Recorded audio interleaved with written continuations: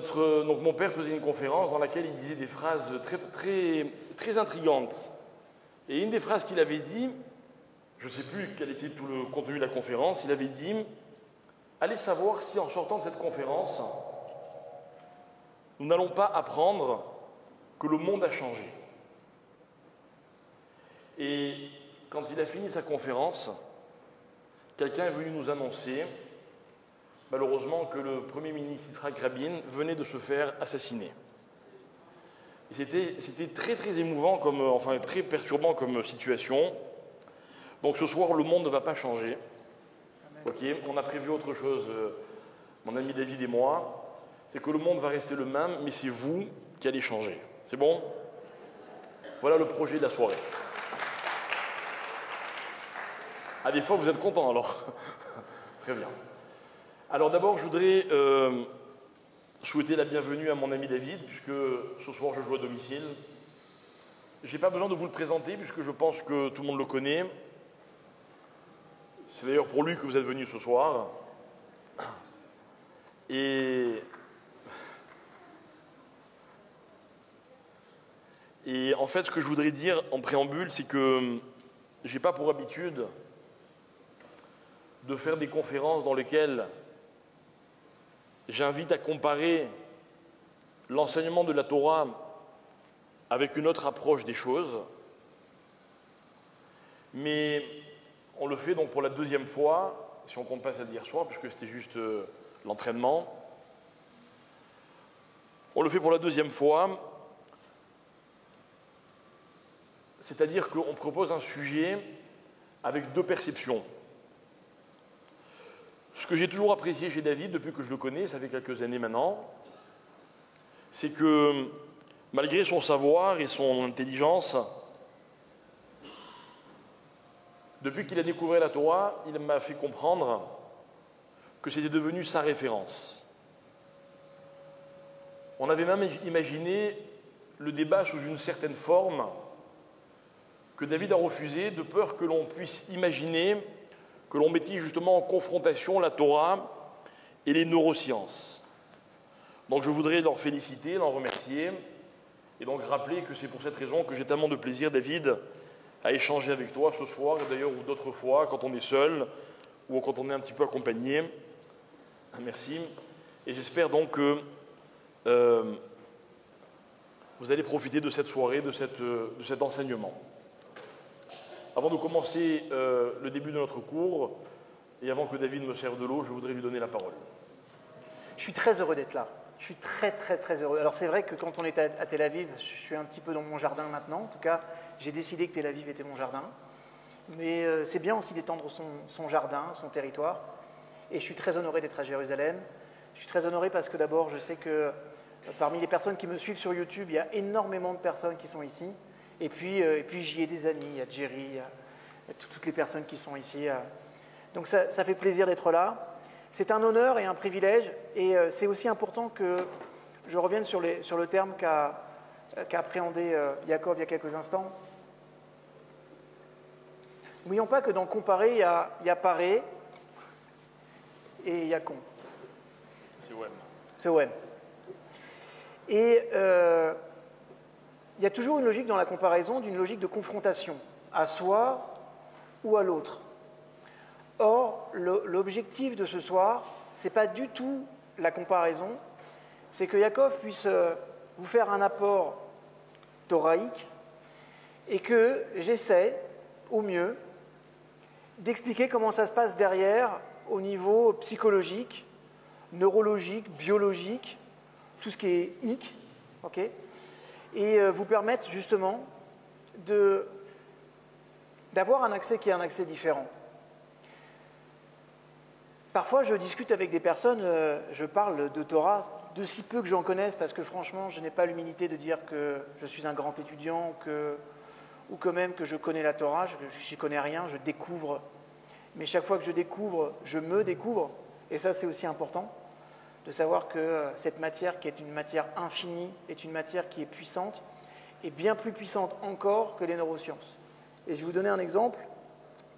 Il y a de ça quelques années, j'étais à New York, et j'étais parti interviewer un monsieur qui s'appelle Perlmutter, qui est la référence mondiale du système entérique, les intestins. Et je discute avec lui, il me dit, mais tu sais, si tu es juif, il faut que je te présente mes 2 amis qui sont neurochirurgiens, juifs aussi, et si tu veux, Shabbat, tu viens. Donc j'étais très honoré de faire Shabbat avec ces messieurs. Et je veux juste que vous sachiez, c'est que les 3 personnes qui étaient là, les 3 avaient fait Harvard, et il y en avait un qui était permuteur, qui avait fait Harvard, Stanford et le MIT. C'est-à-dire que j'avais des cerveaux en face de moi, peut-être les plus brillants de cette planète. Et les 2 chirurgiens m'ont dit, tu sais, à part ceux qui étudient la Torah, à Jérusalem.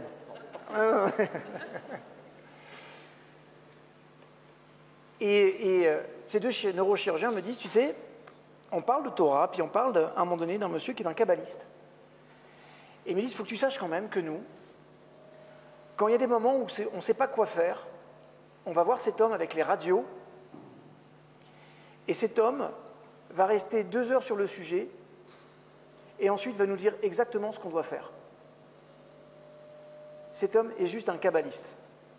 Et j'ai dit, je veux le rencontrer. Je l'ai rencontré, cet homme, 2 jours plus tard.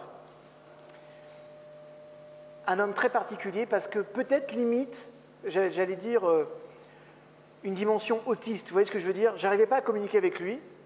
Il était dans son monde. C'était un monsieur qui étudiait plus de 12 heures par jour. Il nous a quittés moins d'1 an après. Et en tout cas, quand je l'ai rencontré, je lui ai posé 2-3 questions. J'ai compris à quel point ce que nous, on était en tant que neuroscientifiques, était absolument rien. Et cet homme est une des personnes qui est à la base du fait que j'ai fait Tchouva plus tard. Parce que je me suis dit, si les plus grands cerveaux du monde sont mis en échec à travers leurs connaissances et qu'un monsieur dans un livre arrive à donner une grille de lecture impossible pour ces gens-là, c'est que là-dedans, il y a quelque chose de profondément divin. Et à ce moment-là, j'ai entamé toute une vraie démarche de retour.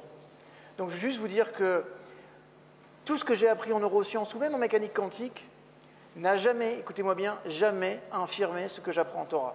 Jamais. C'est tout le contraire. Mais par contre, on vit dans une société dans laquelle parfois on a besoin d'explications. Parfois, le simple fait qu'on nous explique la chose n'est pas toujours suffisant parce qu'on a envie, on a besoin parfois d'avoir des modèles explicatifs. Et je trouve que un des modèles explicatifs, la psychologie, les neurosciences, ça peut être intéressant parfois pour vous donner des clés sur comment un principe puissant peut être mis en place quotidiennement. Voilà, c'était mon intro, je suis très heureux d'être là. Vous avez donc sûrement lu l'affiche et constaté que le sujet qu'on va vous proposer ce soir est un sujet qui, en fait, quand on y réfléchit de façon objective, est un sujet qui paraît complètement intraitable. Ce sujet, donc, c'est le bonheur. Vous savez ce que c'est le bonheur? Non, je vais poser la question différemment. Est-ce que vous y croyez au bonheur? Vous n'êtes pas obligé de me répondre, ce n'est pas le but. Mon but, c'est de vous amener à vous poser la question, est-ce qu'on croit dans la vie au bonheur? Admettons que le bonheur soit une quête, une recherche. Dans la vie, on ne peut chercher que quand on espère trouver. La Gemara dans Chagiga dit « Yagata ou matzata ta'amin ». Si tu as cherché et que tu as trouvé, on te croit. En français, on dirait plus facilement « qui cherche, trouve ». Pourquoi la Gemara n'a pas dit « qui cherche, trouve » ? Parce qu'elle a voulu nous enseigner qu'il n'y a que celui qui cherche qui trouve. Ce qui veut dire que trouver sans chercher n'existe pas, chercher sans trouver n'existe pas non plus. Par contre, au bout de toute recherche, il y a une trouvaille. L'ennui, mes chers amis, c'est qu'on ne trouve pas forcément ce que l'on cherche. Donc on voit que ce qui compte, ce n'est pas l'aboutissement de la démarche, c'est la dynamique de la démarche. Je vais chercher, je vais donc trouver, je suis donc déjà dans le vrai. Alors pour essayer de canaliser un peu cette recherche, ces recherches, qui vont être les nôtres, dans le meilleur des cas au quotidien, sinon de temps en temps, je voudrais vous donner quelques indications puisées dans l'enseignement de nos Chachamim. À l'origine de ma réflexion, il y a une Mishnah que vous connaissez peut-être, elle est très connue. C'est la 21e Mishnah du 4e Pérek de Pirkei Avot. La Mishnah dit là-bas, Rabbi Eliezer Akafar. Il y avait donc un maître qui s'appelait Rabbi Eliezer. Ce n'est pas le Rabbi Eliezer qu'on connaît. Il disait la chose suivante. Akina, Ata'ava, Vea Kavod, Motzi'in, et Adam Minaolam. Il y a trois choses, disent Rabbi Eliezer, qui font, littéralement, je traduis, qui font sortir l'homme du monde. Quelles sont ces trois choses? La jalousie, oui, pardon. Kina, la tava, l'envie, et le kavod, la recherche des honneurs. Quel est l'aboutissement de la recherche de ces trois choses, ou plutôt quand on se laisse aller à ces trois choses? Et la Mishnah dit « Motzi'in et Adam minaolam ». Voilà donc une formulation qui est intéressante. Ces trois choses font sortir l'homme du monde. La Mishnah aurait pu dire que ces trois choses détruisent l'individu. Elle aurait pu dire qu'elles sont néfastes. Elle aurait pu dire, c'est l'histoire de la paracha de cette semaine, qu'elles sont mortelles. Korach va être englouti par la terre à cause de ces trois paramètres. Mais la Mishnah donne une autre définition. Elle nous dit « Motzi'in », ils font sortir l'homme du monde. Force est de constater que le monde, mes chers amis, est un système. Et que l'homme est invité, dans le courant de sa vie, à intégrer ce système qui s'appelle Olam, le monde. Et qu'autour de vous, si vous observez bien les gens qui vous entourent, vous verrez qu'il y a deux catégories. Il y a ceux qui sont dans le monde et ceux qui sont à l'extérieur du monde. Ça veut dire quoi? Le monde, mes chers amis, m'explique les Chachamim, c'est notamment l'approche du Rav Dessler. Le monde est un système idéal. Être dans le monde, ça veut dire aller à la rencontre du bonheur. La vraie question, c'est de savoir qu'est-ce que le monde? Qui peut affirmer qu'il est à l'intérieur de ce système qui s'appelle Olam? Et je vais vous donner un exemple. L'exemple, c'est le choc des cultures entre ce qu'on va, de façon très schématique, définir comme la culture de la Torah, la culture juive, et la culture profane, tout ce qui n'est pas Torah. Et regardez comme le monde s'efforce de nous rappeler sans se lasser, tous les jours, à chaque instant, qu'Israël a tort, qu'Israël est un peuple qui n'est pas normal. Regardez comme ils essayent de redéfinir constamment les valeurs, la morale, le sens de la vie, et même le bonheur. Et quand ils nous montrent du doigt, nous, ce peuple qui avons fait confiance à Moshe, à sa Torah, ce peuple qui s'arrête le jour du Shabbat, ce peuple qui a toutes sortes de règles extrêmement rigides, En filigrane, ce qu'il nous dit sans arrêt, c'est quoi? C'est qu'on est complètement décalé. C'est qu'on est en dehors du système. Et nous, qu'est-ce qu'on leur répond? Si jamais on a le temps, Si on a le temps de leur répondre, qu'est-ce qu'on leur dira? On leur dira, mais vous n'avez pas compris. Le système, c'est celui dans lequel nous, on s'efforce d'être. Il y a quelques mois, ça fait bientôt un an, j'ai déjà raconté cette histoire dans un cours. J'étais dans les Alpes, et puis on était avec un très grand rave, dont malheureusement l'épouse a eu un problème de santé un vendredi. On a appelé un médecin, il était très inquiet. Il nous a conseillé d'appeler le SAMU. Et le SAMU a décidé qu'il fallait que cette femme soit tout de suite traitée de façon massive. Et pour ça, il fallait la transporter à l'hôpital. De là où nous étions, l'hôpital le plus proche était à une demi-heure de route en voiture. Et donc, on avait une angoisse que vous imaginez très bien, c'est qu'est-ce qui va se passer? Shabbat.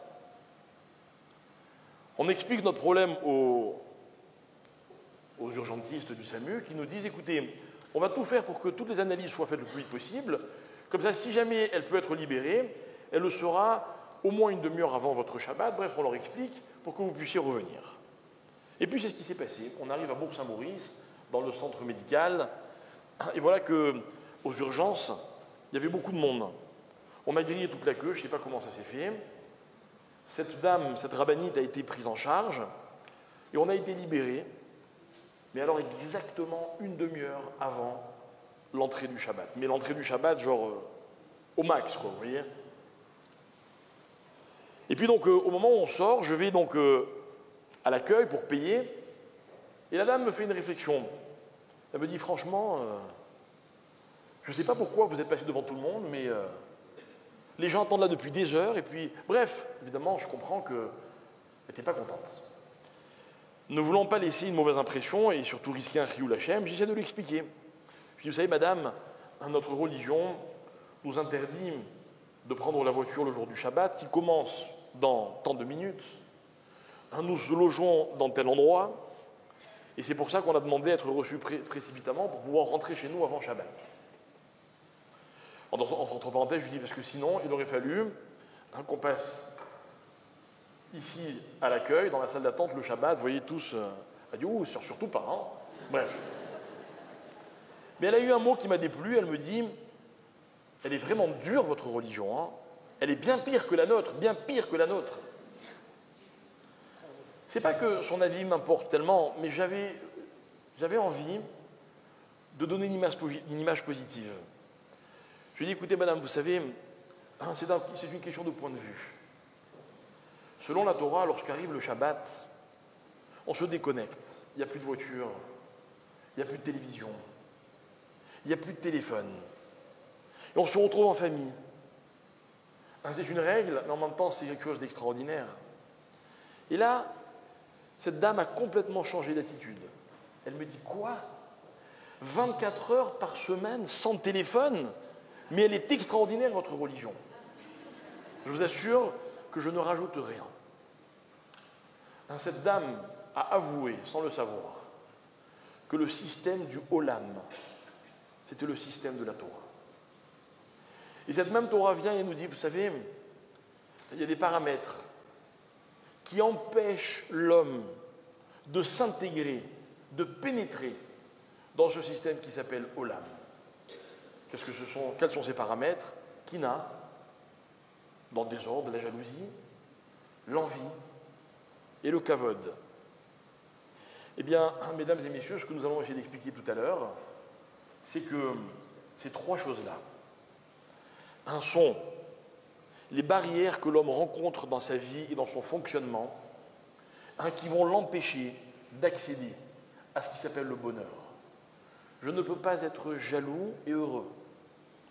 Je ne peux pas avoir des envies à assouvir et être heureux. Envie dans le sens de tava, on va expliquer. Je ne peux pas être à la recherche de kavod et être quelqu'un d'heureux, parce que le kavod, on n'en a jamais assez. Donc en fait, ce qu'on va essayer de définir ensemble, c'est que le bonheur, selon la Torah, c'est de rentrer dans un système. Vous savez, tout le monde, dans la vie, a des épreuves.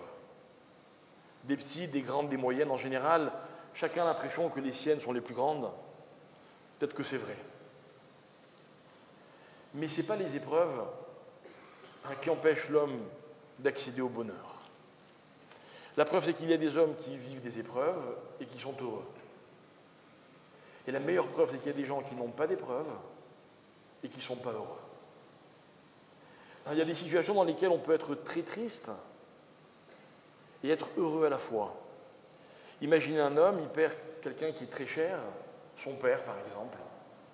Il est triste, mais il est en même temps tellement heureux d'avoir eu ce père-là, d'être le fils de ce père, de tout ce que son père lui a appris, enseigné, montré comme exemple.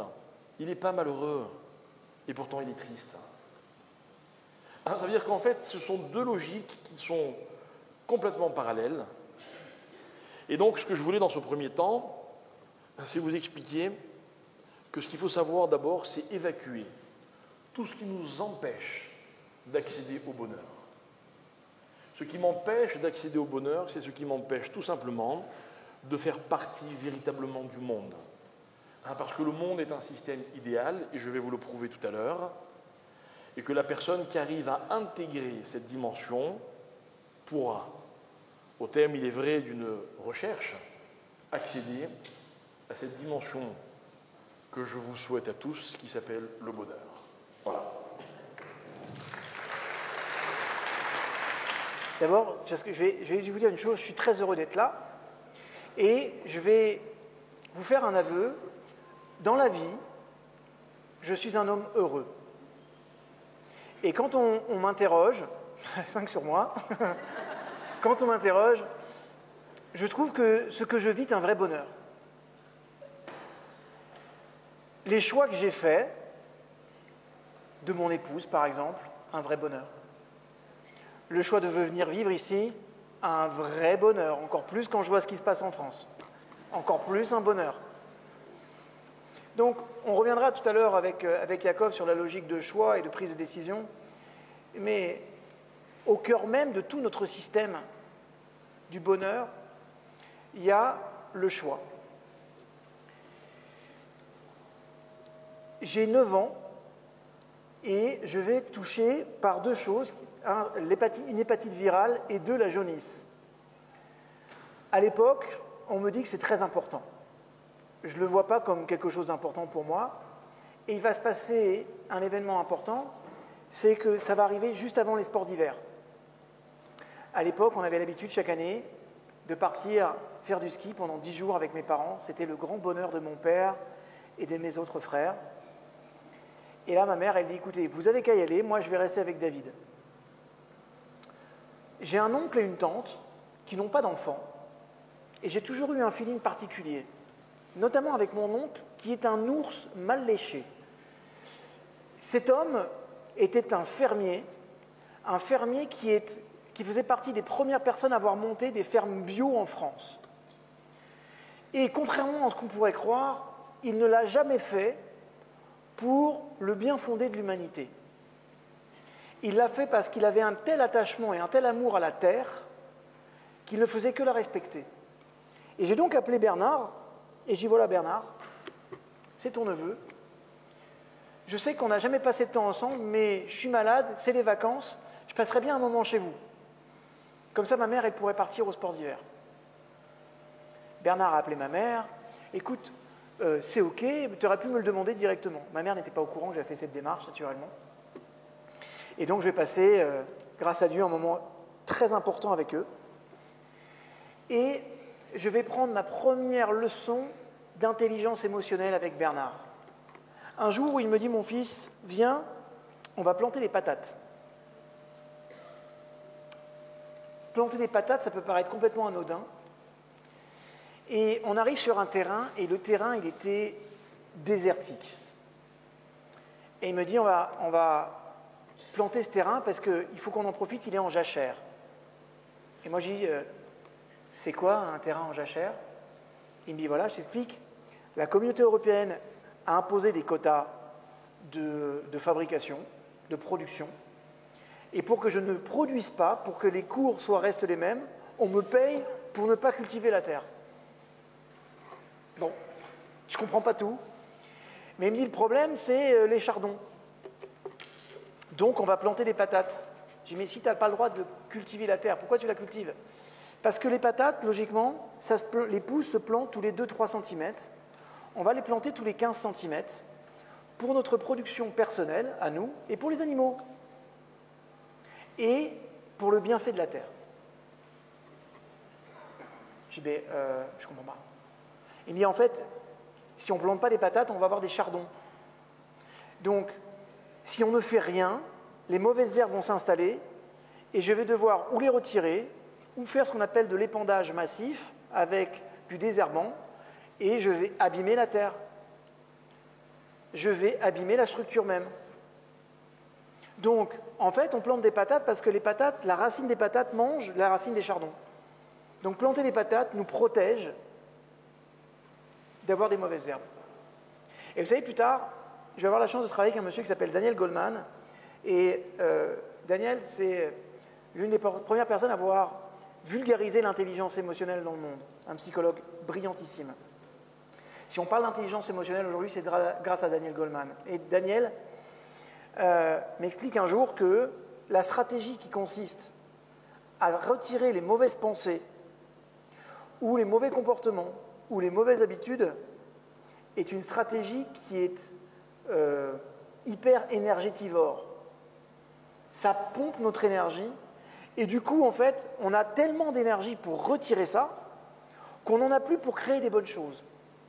Alors que la recherche montre que, en se nourrissant de pensées positives, en travaillant sur soi et en cultivant quelque chose qui va être la réalisation de soi, on s'aperçoit qu'il n'y a plus de place pour les pensées négatives.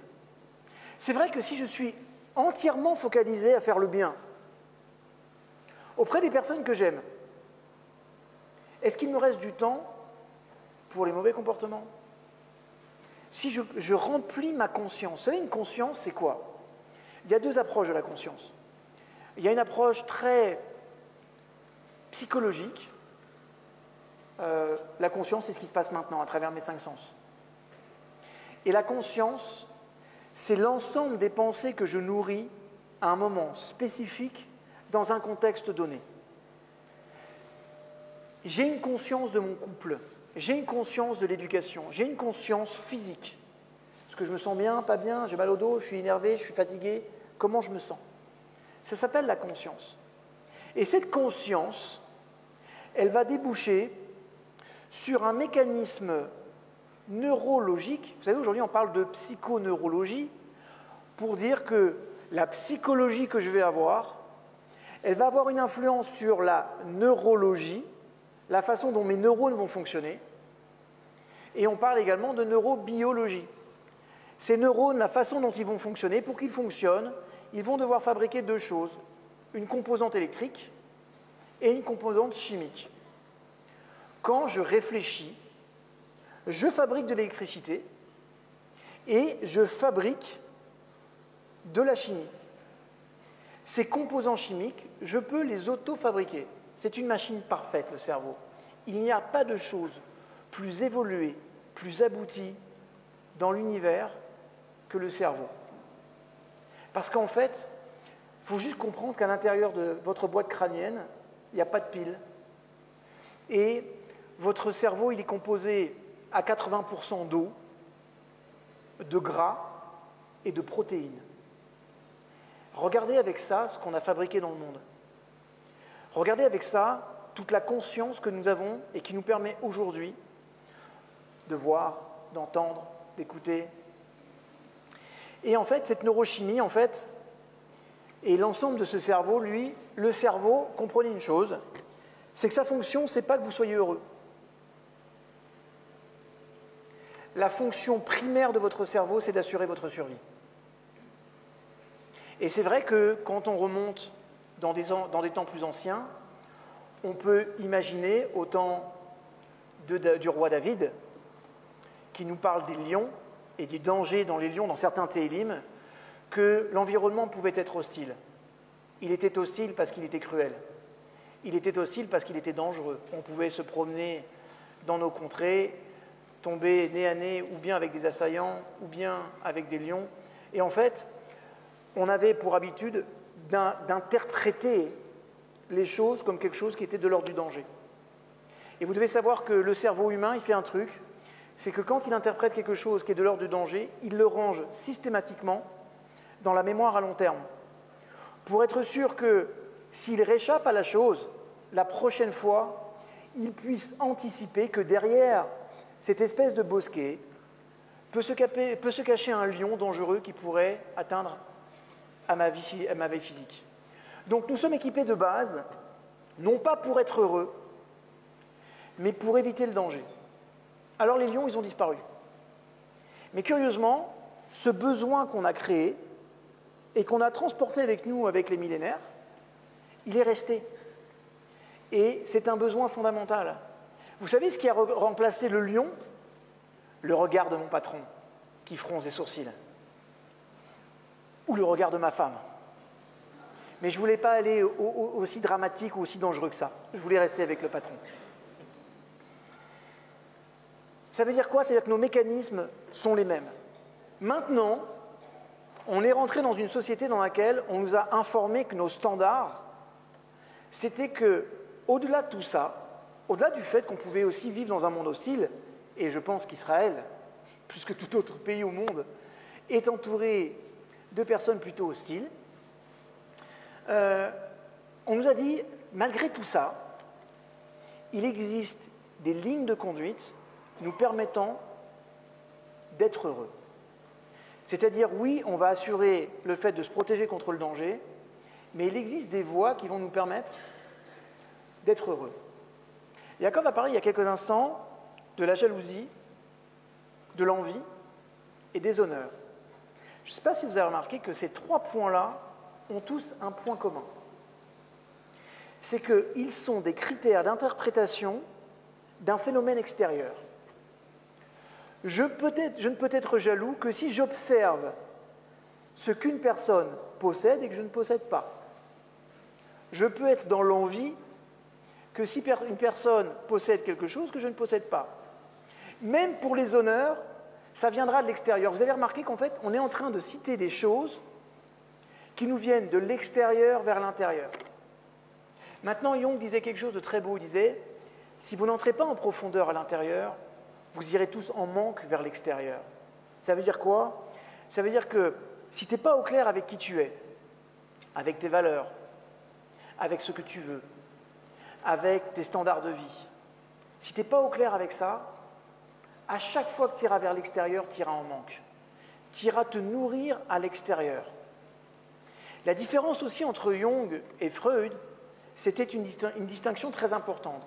Freud était juif, et pourtant, il n'a pas répondu à 4 lettres que lui avait envoyées Jung, 4 lettres lui disant « Je t'invite vraiment à aller voir dans le Talmud et à aller voir un concept qui s'appelle le Yetzer Hara, qui explique exactement pourquoi des gens bien font des choses mal. » Et Freud n'a pas voulu y aller parce que Freud, à l'époque, travaillait sur un concept qu'on appelle la métapsychologie, parce qu'il voulait que sa psychologie soit au-dessus de celle des autres, mais qu'elle soit scientifique, pour être enseignée à l'université. Donc il n'a jamais intégré la dimension de ce que Jung appelait le soi divin. C'est un dommage, c'est dommage, parce que, curieusement, ce soi divin, quand on s'y connecte, en clair, quand tu es capable de nourrir quelque chose de puissant à l'intérieur, qui transcende qui tu es, curieusement, tu peux régler tous tes problèmes de vie. Et c'est ça qu'était en train d'expliquer Jung. D'ailleurs, vous savez, le concept, il l'a utilisé, il a appelé ça les zones d'ombre. Ce que nous, dans notre culture, on appelle le Yetzer Hara, trait pour trait, mot pour mot, c'est ce que Jung appelle les zones d'ombre, la part d'ombre. C'est la part cachée de l'ego. Okay. Les zones d'ombre, ombre, the shadow. Les zones d'ombre. Alors, je veux que vous compreniez une chose, c'est qu'à chaque fois que vous allez être dans cette fonction du manque, vers l'extérieur, curieusement, votre biochimie se dégrade. Quand on parle de bonheur, quand on parle du concept du bonheur, sachez que les neuroscientifiques vous disent pour que le bonheur s'installe et qu'on le vive, il faut qu'il y ait une chimie particulière qui se produise dans notre cerveau.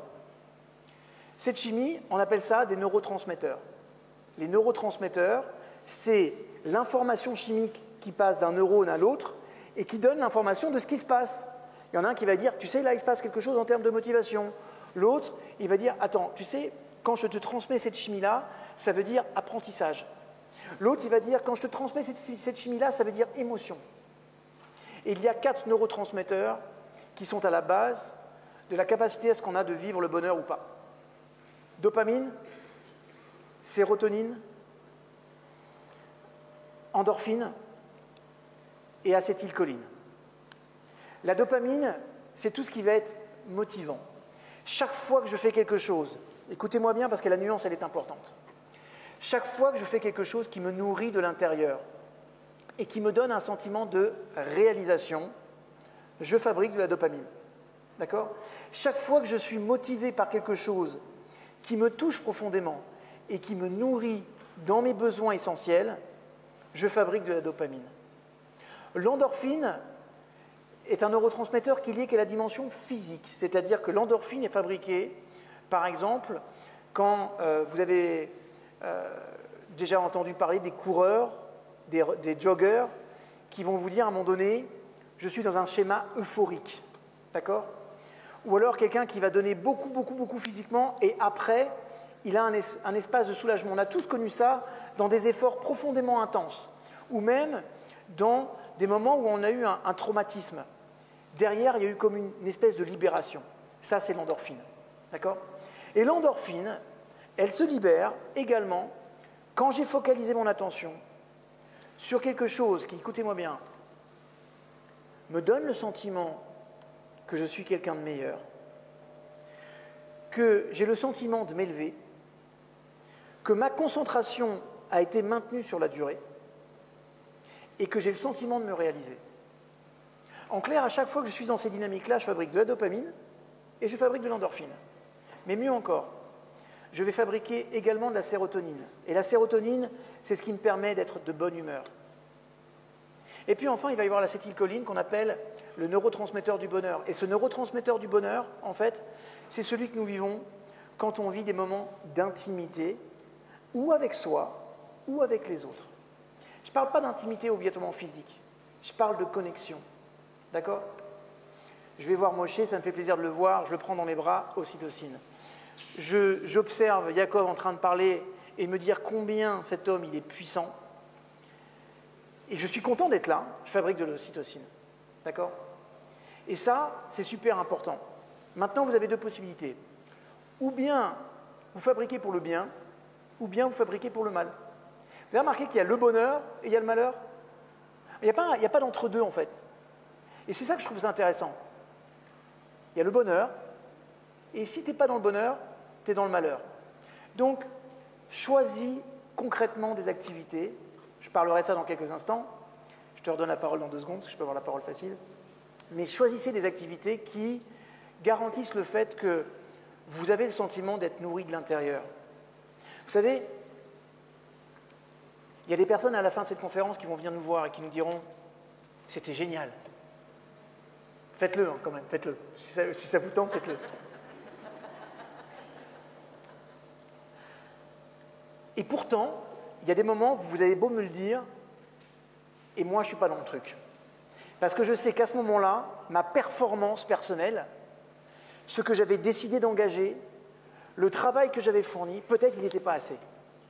Donc tu peux me faire tous les retours du monde, tu peux me donner tous les honneurs du monde, à l'intérieur je me sens creux.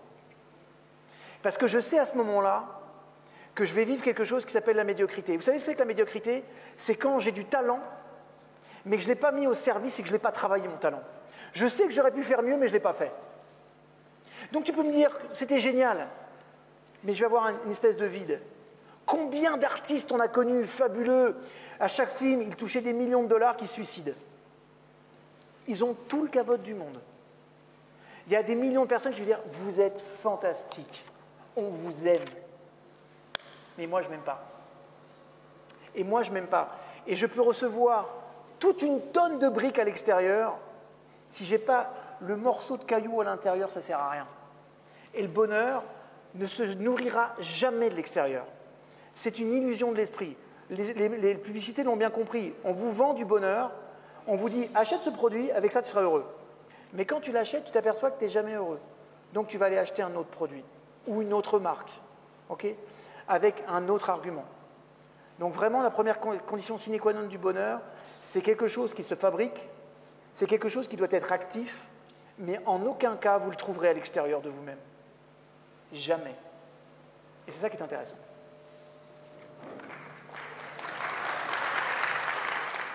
Alors moi, je voudrais rebondir sur une phrase que David a dit au début. J'avais très peur d'ailleurs qu'il me pique mon idée.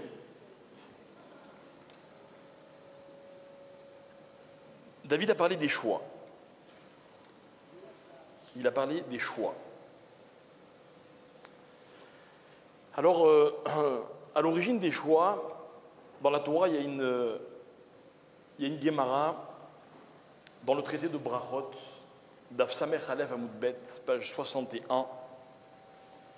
La Gemara dit au nom de Rava quelque chose qui, quand vous allez l'entendre, au début paraît assez surprenant. La Gemara dit la chose suivante: Ve'amar Rava, lo ivre alma, ela, li reshi'ei gmure, o les tzadike gmure. Donc, pour l'instant, je traduis avant d'expliquer. Rava a dit: le monde n'a été créé que pour le rachat gamour ou pour le tzaddik gamour. Tout le monde sait ce que c'est un rachat gamour? Oui? Non? Je vais expliquer. Vous savez ce que c'est un rachat? Oui. Eh bien, gamour, c'est parfait. C'est un parfait rachat. Donc, le monde a été créé pour le rachat parfait ou pour le tzaddik parfait. D'accord? Vous êtes dans quelle catégorie, vous? Benoni? Elle n'existe pas, celle-là. Je ne sais pas, c'est pas marqué, là. Gemara de Brachot, Daf Samech Aleph, je n'ai pas trouvé Benoni. Pas trouvé Benoni. Et le problème, c'est que j'ai une grande angoisse, c'est que je me suis un peu analysé et j'ai découvert que je n'étais pas tzaddik gamour. J'ai cherché, hein. Alors je me suis dit, bon, alors, je suis peut-être rachat gamour. J'ai cherché et j'ai vu que pas gamour. C'est ce que c'est gamour? Ouais, d'accord. Pas gamour. Alors, que veut dire ce texte de la Gemara? Que veut dire ce texte de la Gemara? Le Gaon de Vilna va expliquer. Et il va dire la chose suivante. Il va dire, en fait, regardez sa conception du monde. Il va dire que dans le monde, puisque, rappelez-vous, le début de la phrase, c'est « lo ivré alma ». Le monde n'a été créé que. Vous avez vu que je parle de choses très simples, je parle du monde. Je parle du monde. Je parle de cet endroit, cet espace dans lequel vous et moi, nous vivons. On doit vivre à l'intérieur du monde. On se doit de faire partie du monde. On ne peut pas vivre en autarcie, en décalé. On ne peut pas être un homme des cavernes. Donc la Gemara, constamment, va essayer de ramener, comme je le disais tout à l'heure, l'homme à l'intérieur de ce système qui s'appelle Olam. Et donc, dans ce texte-là, la Gemara dit, attention, il n'a été créé, écoutez bien, voilà l'explication, sur le Gaon de Vilna, il n'a été créé que pour les extrêmes. D'un côté, le tzaddik gamour, de l'autre côté, le rachat gamour. Ce qui me ramène vers votre réflexion, chère madame, le Benoni existe-t-il? Ou plutôt, est-ce qu'il est pris en compte? Oui, il existe. Il existe, on est très rassurés de savoir, vous et moi, qu'on fait partie de ces Benoni, vous voyez? Genre, il n'y a rien de dramatique, mais on n'est pas parfait. Tout le monde est d'accord? Vous voyez, j'ai mis mal à l'aise personne, même pas moi. Mais pourtant, nous expliquent les Chachamim, cette approche, elle n'est pas bonne. Cette approche, elle porte un nom, écoutez bien. Un nom, je suis sûr qu'en philosophie, il a sa place. Mais en tout cas, dans la Torah, on lutte contre ce mot-là, contre ce concept, qui s'appelle la concession. C'est ce que c'est la concession? Ouais. La concession, c'est ce qui n'est ni une extrême, ni l'autre. Imaginez, deux personnes se déchirent, elles sont en guerre, et puis elles viennent vous voir. D'après vous, quelle est la meilleure solution? La concession. Vous allez dire, bon, regarde, t'as pas complètement raison. À l'autre, vous allez dire, t'as pas complètement tort. Et puis finalement, entre les deux, on va trouver un terrain d'entente. Mais le problème, si vous me suivez, l'ennui, c'est qu'il n'y en a aucun des deux qui repartira complètement satisfait. Comment faire? Comment faire? Il n'y a pas longtemps, une personne est venue me voir en me disant, voilà, mon frère a volé de l'argent à notre père, et donc il y a une guerre. Ok? Très bien. Je dis, bon, explique-moi un peu de quoi il s'agit, je veux bien aller parler à ton frère, mais donne-moi des éléments. Il me donne des éléments, et déjà, j'étais un peu largué, quoi, vous voyez? 1 million, 2 millions, 4 millions, 6 millions, 7 millions d'euros. Tu comprends, il a pris 7 parce qu'on a vendu tel bien, et mon père, il a fait ceci, mais en fait, il aurait dû prendre que 4, et 3, c'était pour... Bon, déjà, j'ai un peu perdu pied, quoi. Franchement, ce n'est pas des sommes que je maîtrise facilement. Et puis, je rencontre l'autre frère. Il me dit, Rav, qu'est-ce qu'il me veut, mon frère? Il veut m'accuser d'avoir volé ceci ou cela. Vous savez à combien je fonctionne, moi? Et il me sort un chiffre à 10 euros.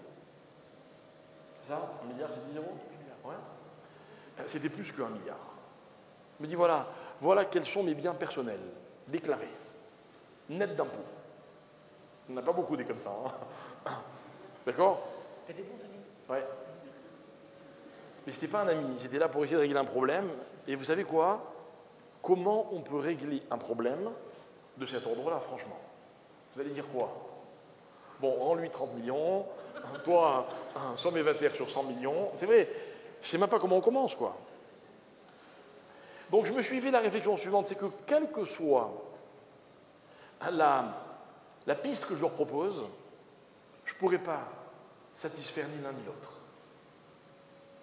Eh bien, le Gaon de Vilna va nous expliquer la chose suivante. C'est que ce n'est pas pour ça que le monde a été créé. Que le monde, il a été créé pour que les choses soient définies de façon absolue, catégorique. Mesdames et messieurs, je suis venu vous donner un petit conseil, vous n'êtes pas obligés de m'écouter, et moi j'y crois très fort. Il est interdit d'accepter comme solution la concession. Vous voulez que je donne des exemples? Je vais vous donner des exemples. Un couple se marie. Il se marie pourquoi un couple? Je ne sais pas s'il y a des couples pas mariés, des gens pas mariés ici. Oui, finalement oui. Ok. Beaucoup plus que je croyais. Mais je vais vous donner un petit conseil. Je vais vous dire, voilà le programme. Il faut vous marier pour être complètement heureux. Mais complètement. Pas un gramme de concession. Vous savez quoi? Même ceux qui sont déjà mariés, ne lâchez rien. Mais c'est vrai. Zéro concession. Ah, attention, je m'explique parce que j'ai un peu peur d'être mal compris là sur ce coup.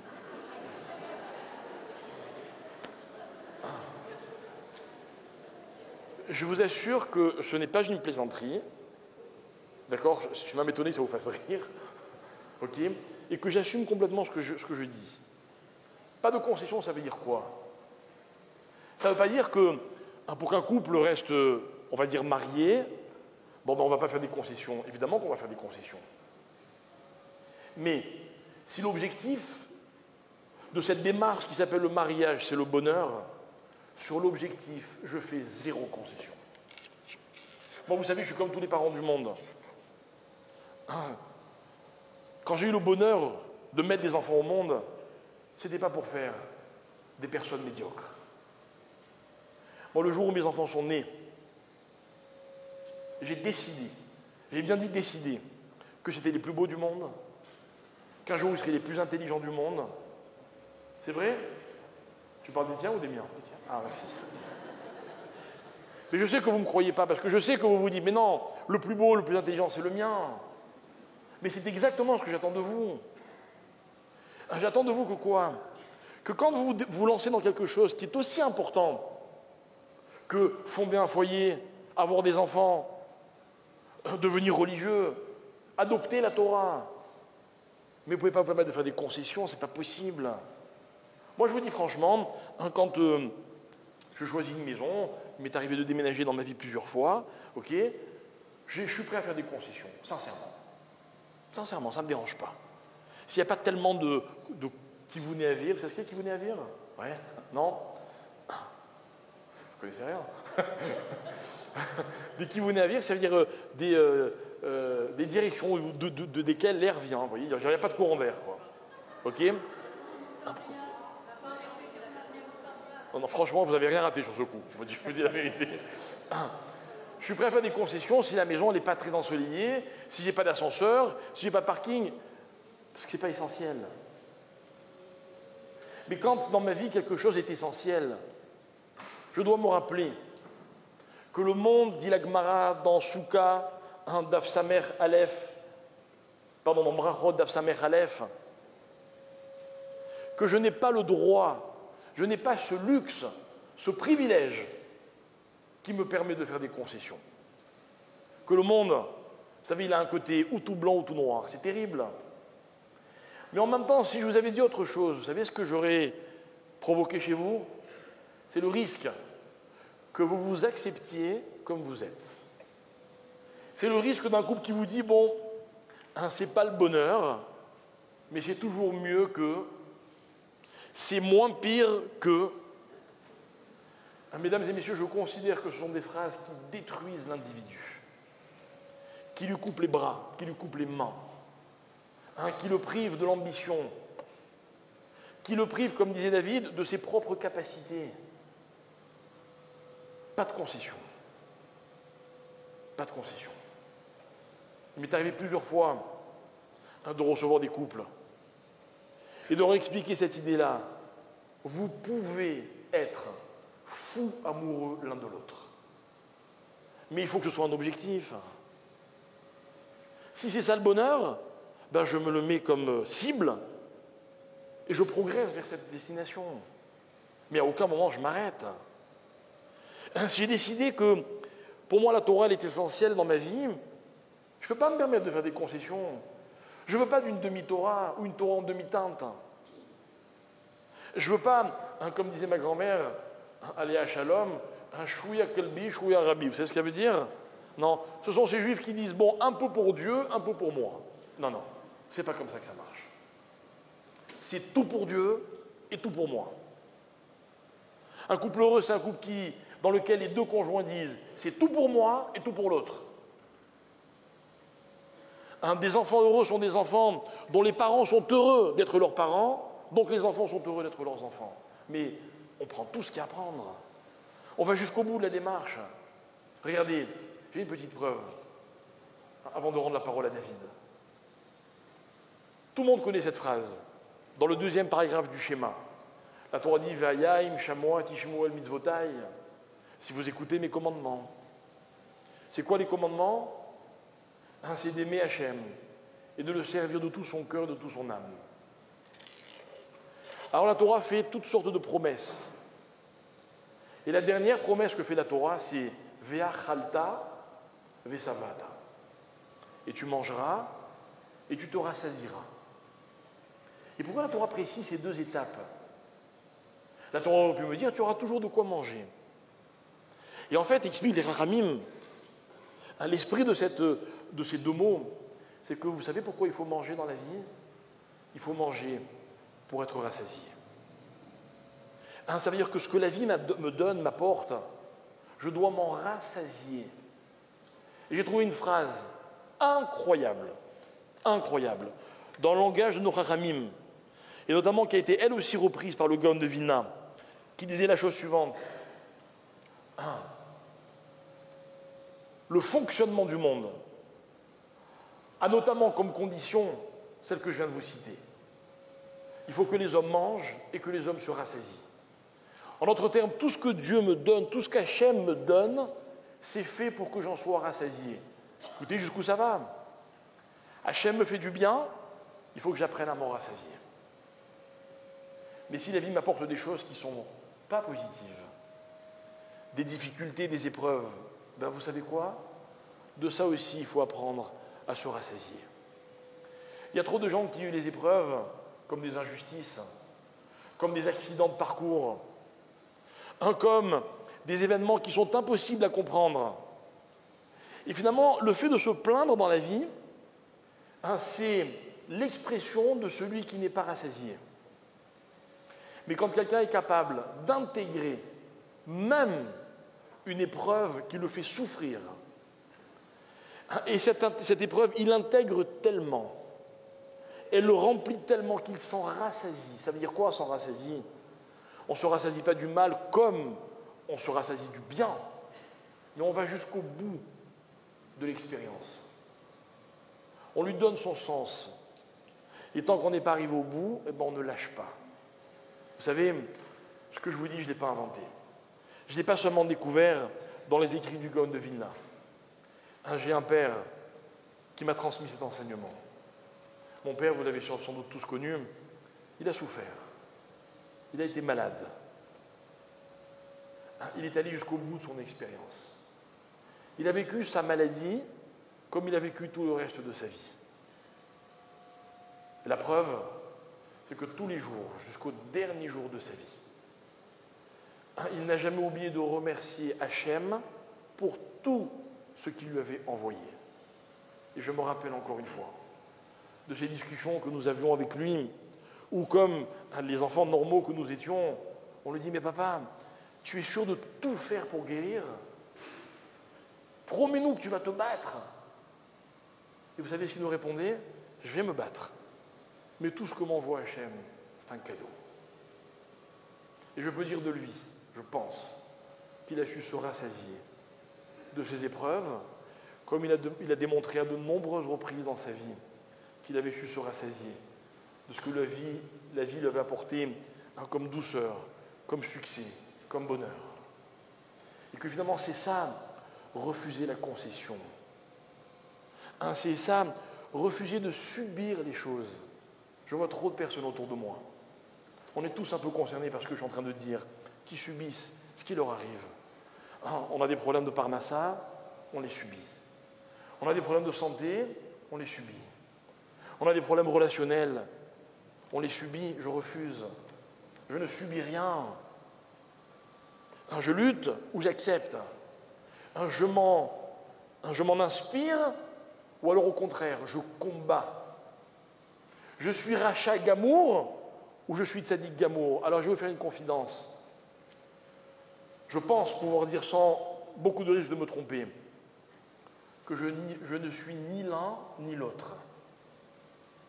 Mais par contre, j'ai un projet, il est très clair. C'est d'aller jusqu'au bout de la voie que j'ai choisie.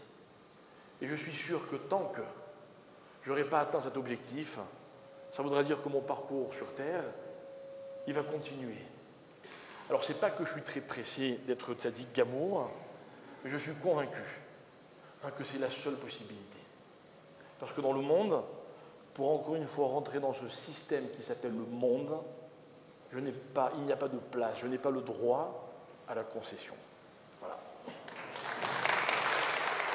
J'ai discuté dernièrement avec un monsieur qui s'appelle Tal Ben Sahar. C'est un homme qui nous a fait l'honneur aussi de revenir vivre en Israël. Il était champion de squash ici.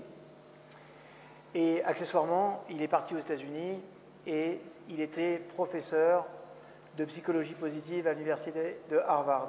Il enseigne aujourd'hui la psychologie à IDC à Herzliya. Et c'est intéressant parce qu'un jour, on a discuté ensemble et il m'a raconté son histoire sur le bonheur. Et il est allé voir le doyen de l'université de Harvard et lui dit « Écoute, j'ai un problème. On enseigne tous les jours la psychologie à nos élèves, sauf que j'ai le sentiment qu'ils ne sont pas heureux. Je pense que ça pourrait être intéressant que je leur donne un cours en bonheur. » Alors le doyen, écoute, c'est une super idée, mais on n'a pas le temps, j'ai pas l'argent. Et puis, tu as vu le planning de nos salles, tout est complet. C'est une très bonne idée, peut-être un jour. Écoute, le temps à l'extérieur des cours, l'argent, je l'offre, ce cours, et comme c'est à l'extérieur des cours, on trouvera toujours un amphi disponible. Écoute, propose, si ça plaît à tes élèves, on ne sait jamais. Le jeudi soir, il va proposer ça à ses élèves, et il donne le cours le vendredi après-midi, fin d'après-midi. À Harvard, les cours s'arrêtent à 15h. Il fait 16h, 17h, un cours en bonne heure. Le lundi suivant, il y a 2 élèves qui... Alors, sur les 38 élèves, 36 sont venus. Parce que c'est d'abord un très très bon pédagogue et le sujet pouvait être intéressant. Donc, ils sont 36 le vendredi. Le lundi matin, il y a 2 élèves qui viennent les voir. Ils ont écouté, c'était des élèves de 3e année. Et il y a 2 jeunes filles qui viennent et disent, voilà, moi j'ai un petit copain qui est en droit et moi j'ai un petit copain qui est en médecine. On leur a parlé du cours. Ils nous ont demandé si la prochaine fois vous accepteriez qu'ils viennent en candidat libre. Avec plaisir.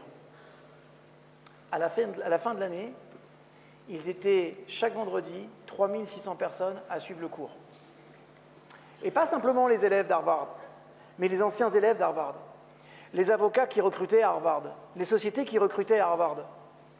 Parce qu'ils ont compris une chose, c'est qu'à partir du moment où tu intègres la dimension du bonheur comme un objectif prioritaire,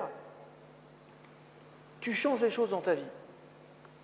C'est sûr qu'on nous a tous vendu, en tout cas à moi, depuis que j'étais gamin, on nous a vendu la réussite. Mon père, tu es son âme,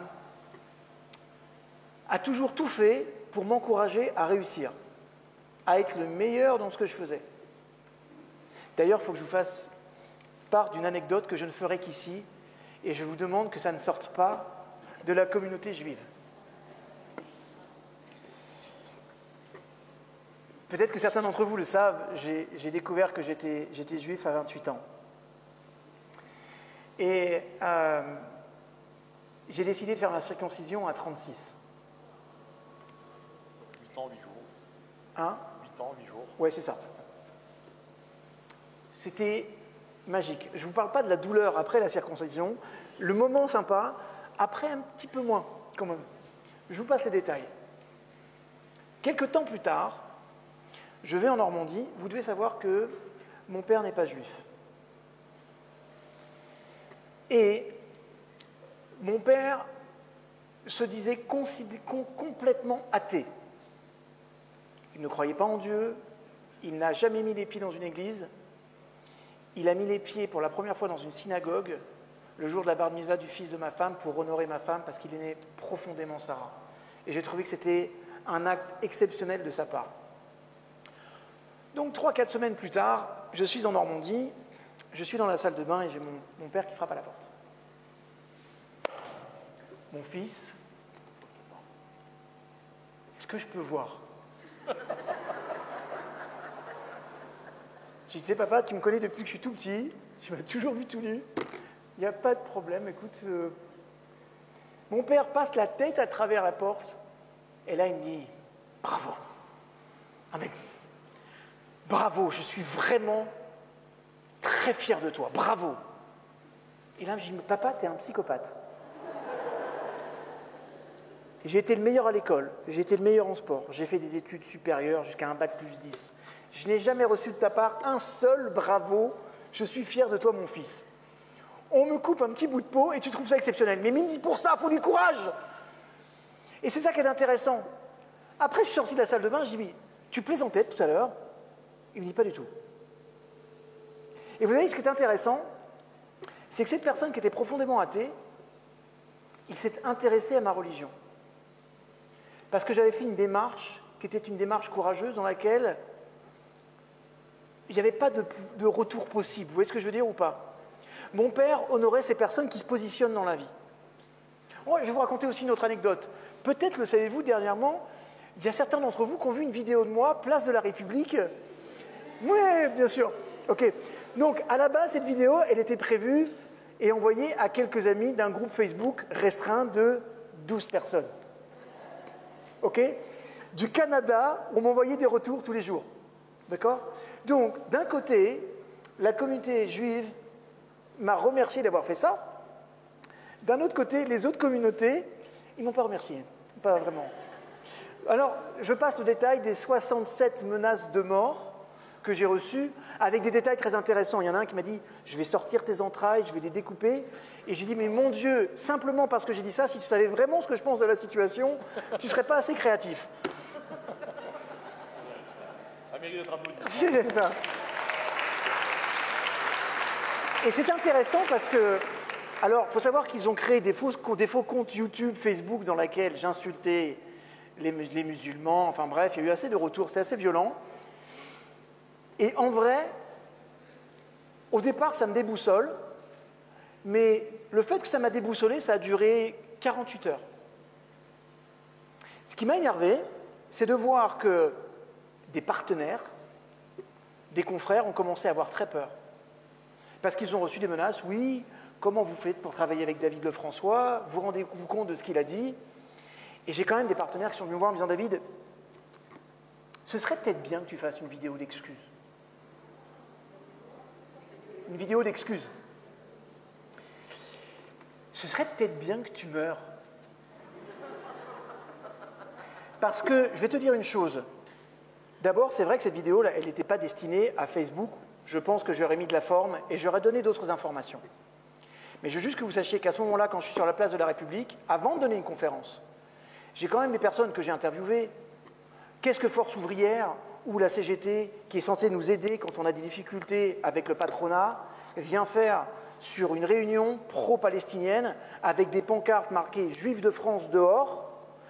De l'autre côté, à mort les Juifs. Il y a une pancarte à côté « Juifs, violeurs et tueurs d'enfants ». Comment moi je dois réagir? Et tu veux que je fasse des excuses? Mais fais attention, parce que si je fais une vidéo, écoute-moi bien, je vais mettre le poudre à tout ça, et attention que je me positionne vraiment, parce que vous allez voir, ça ne va pas être le même ton. Mais ce qui était le plus important, c'est que dans tout ça, il y a des partenaires qui m'ont dit « Oui, mais quand même, c'est pas le fond, tu comprends, c'est la forme. » Et la forme de quoi? En quoi ma forme, elle est si dérangeante que ça? Et puis dites-moi, les gars, on n'est pas en démocratie, je n'ai pas le droit d'avoir un avis absolument opposé et contraire à ce que l'opinion publique déclare? Parce que la différence entre vous tous, c'est que moi, là, je vis en Israël. C'est que celui qui peut parler, celui qui peut vraiment se la ramener, en vrai, c'est moi. Celui qui a reçu des actes antisémites dans son business, c'est moi. Pas vous, c'est moi. Celui qui était confronté aux pancartes, alors à ce moment-là, ouais, j'ai envie de dire « Am Israël Chai ». À ce moment-là, j'ai envie de dire que les mecs qui sont là, qui ne savent même pas pourquoi ils sont là, qui ne savent même pas que, sans le savoir, non seulement ils soutiennent la cause du Hamas, mais ils empêchent absolument tout processus de paix. Mais vous savez quoi? Cette expérience, qui était une mauvaise expérience, en vrai, j'ai trouvé fantastique. Parce que moi, ça m'a permis de me positionner. Ça m'a permis de me savoir qui j'étais vraiment, qui je suis. Et en fait, j'ai compris que cet acte, qui était hyper dérangeant pour plein de personnes, elle n'était pas si dérangeante pour moi, en fait. Parce que, vous savez quoi? J'étais au clair avec mes baskets. Vous voyez ce que je veux dire? J'étais dans mes souliers.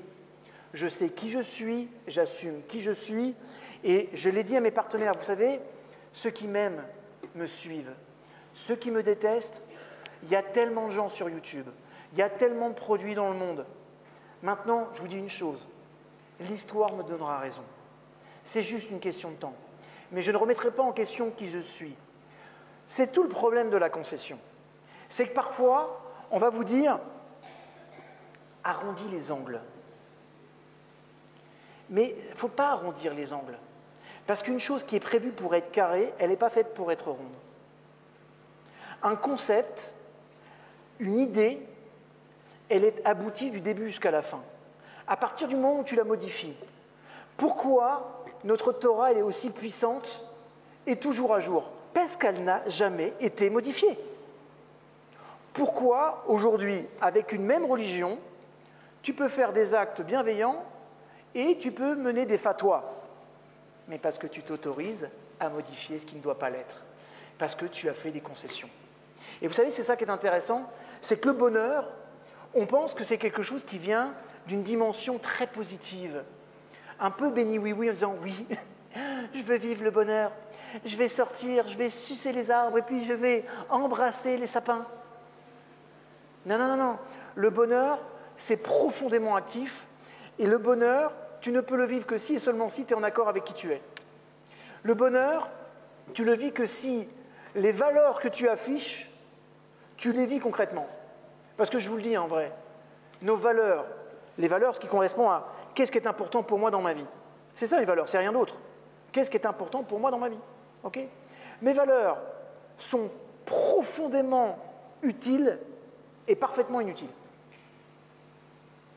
Parce que n'importe qui d'entre nous peut dire « moi j'ai telle valeur ». Combien de fois j'en ai vu des gens qui me disent « je suis très spirituel ».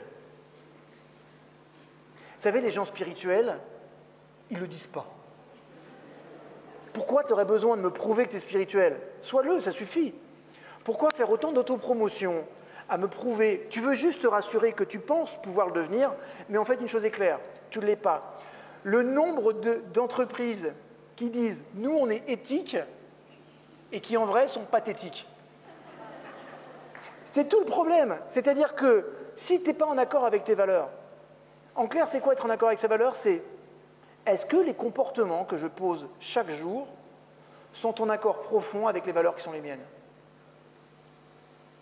Et dans notre culture, on a des valeurs qui sont fondamentalement bonnes. Vous savez, je me suis aussi posé une question, moi j'aime bien la sémantique. Le bonheur, c'est quoi? Si ce n'est deux choses, le bon et l'heure. Le bonheur, c'est être à la bonne heure. Ok. Le bonheur, quoi? Ah, tu sais pas ce que c'est. Je vais t'expliquer ce que c'est qu'être à la bonne heure.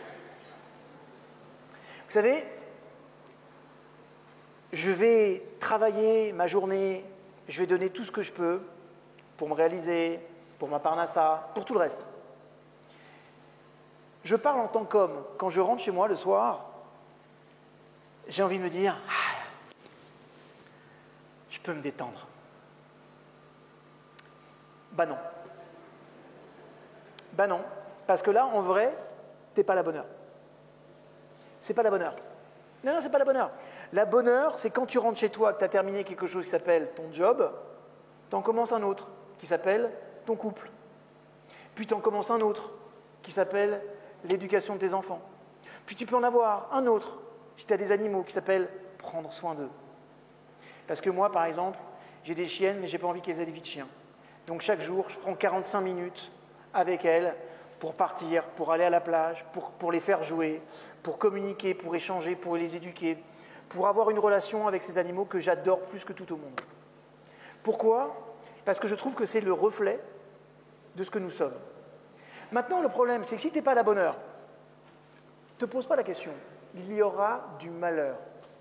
Combien de fois il y a des personnes qui me disent « Oui, mais de toute façon, l'adolescent, c'est l'âge bête, et puis il n'a qu'à faire ce qu'il veut. »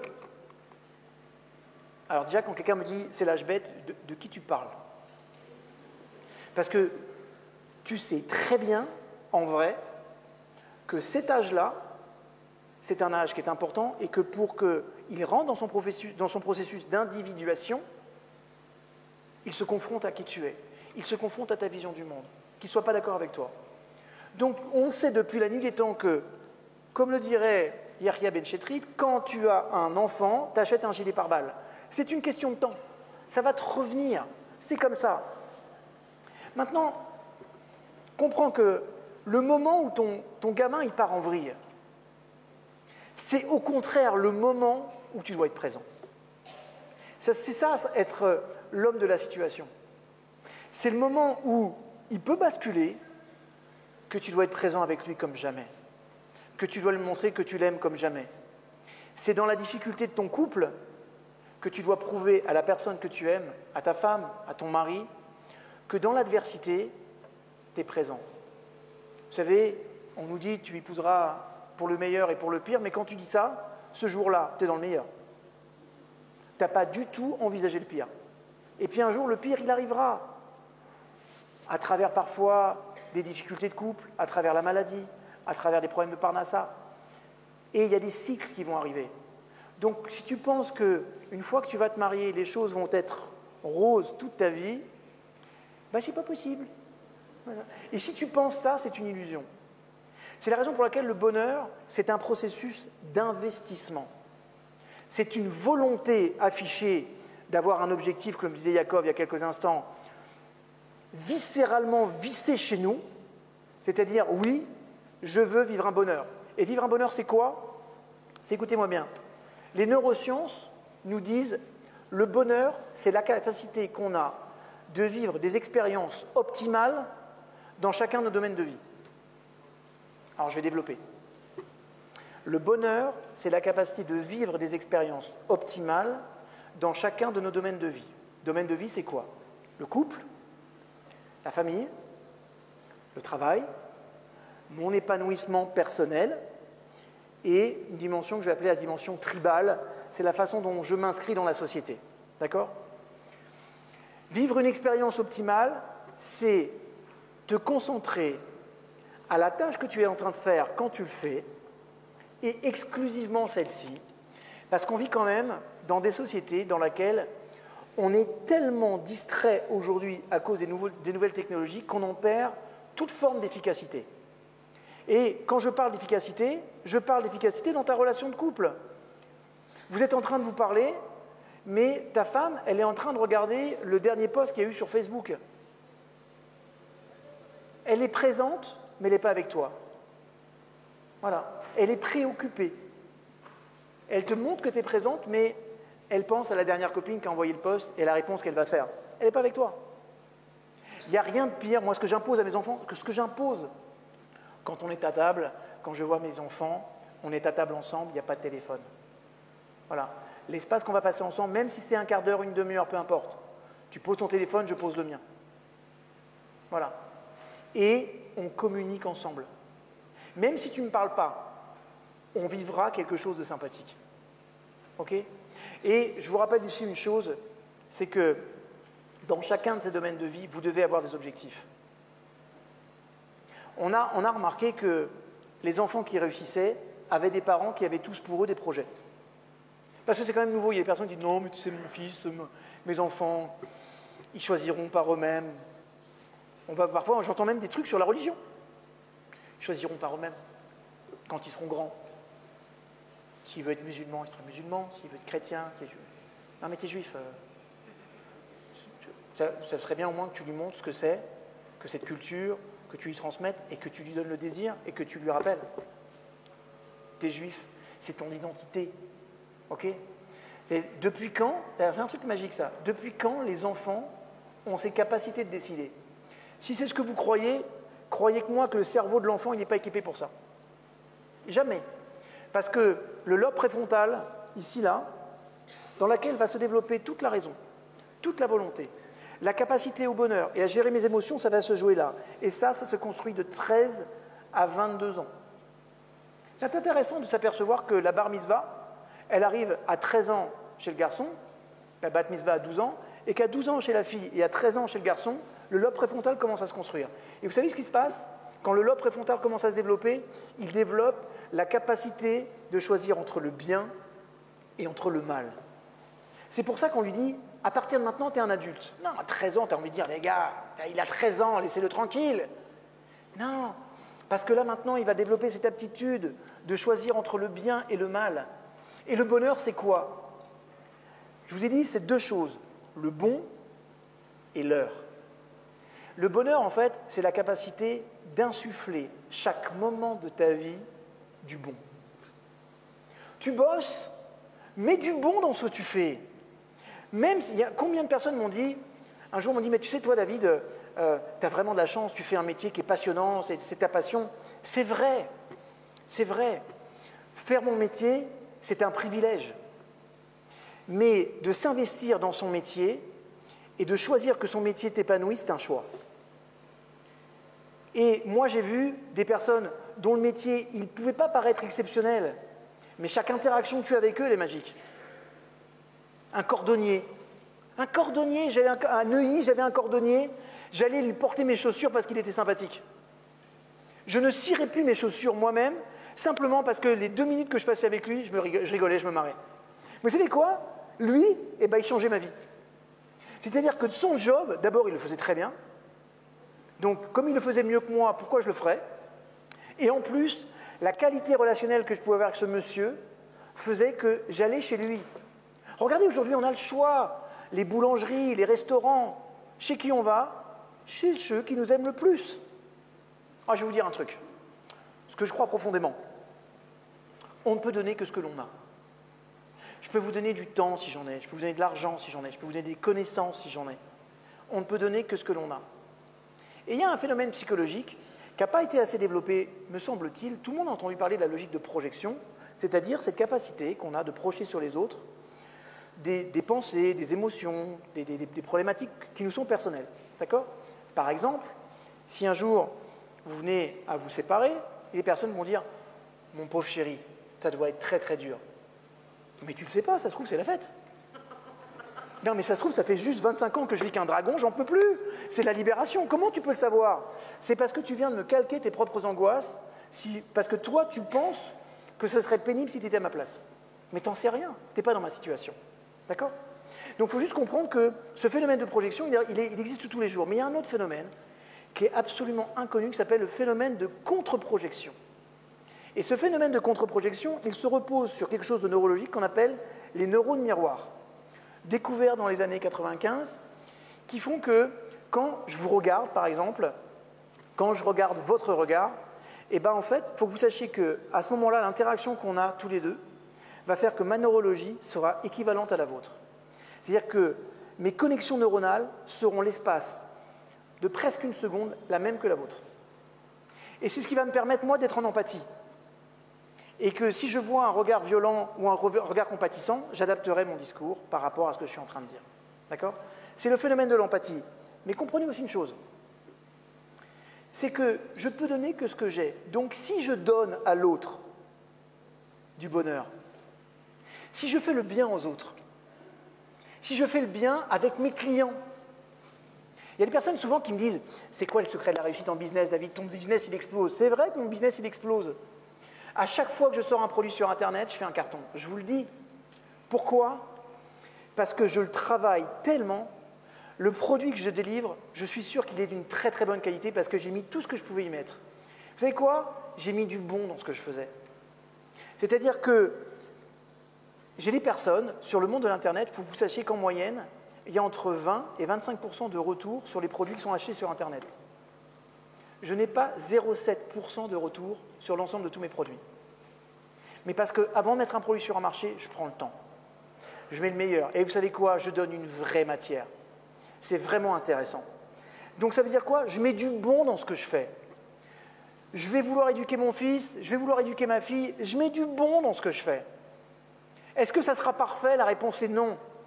Mais avec ce phénomène de contre-projection, si je te le donne, si je te le donne, c'est que je le possède. Et à partir de ce moment-là, je le développe. C'est ça qui est intéressant. C'est que la perception que vous avez d'être heureux va dépendre de la capacité que vous avez de rendre les autres heureux. Dans tous vos domaines de vie. Je suis clair dans ce que je viens d'exprimer? Ça veut dire qu'en fait, le bonheur, c'est beaucoup plus facile qu'on pouvait l'imaginer. Le bonheur, ça passe par l'interaction nécessaire qu'on a avec les autres, parce que tu es rarement heureux tout seul. Je ne sais pas si vous avez remarqué.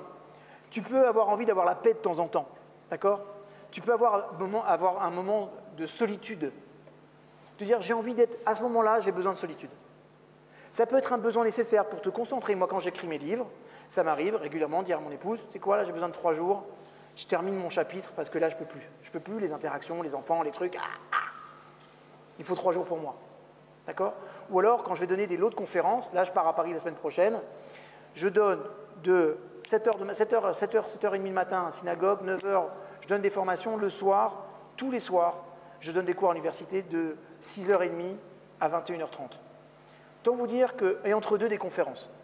Autant vous dire que je vais donner le max. Après ça, quand je reviens, j'ai besoin de souffler. D'accord? Donc, je vais avoir des besoins. Mais le fait d'être seul, ce n'est pas une mitzvah.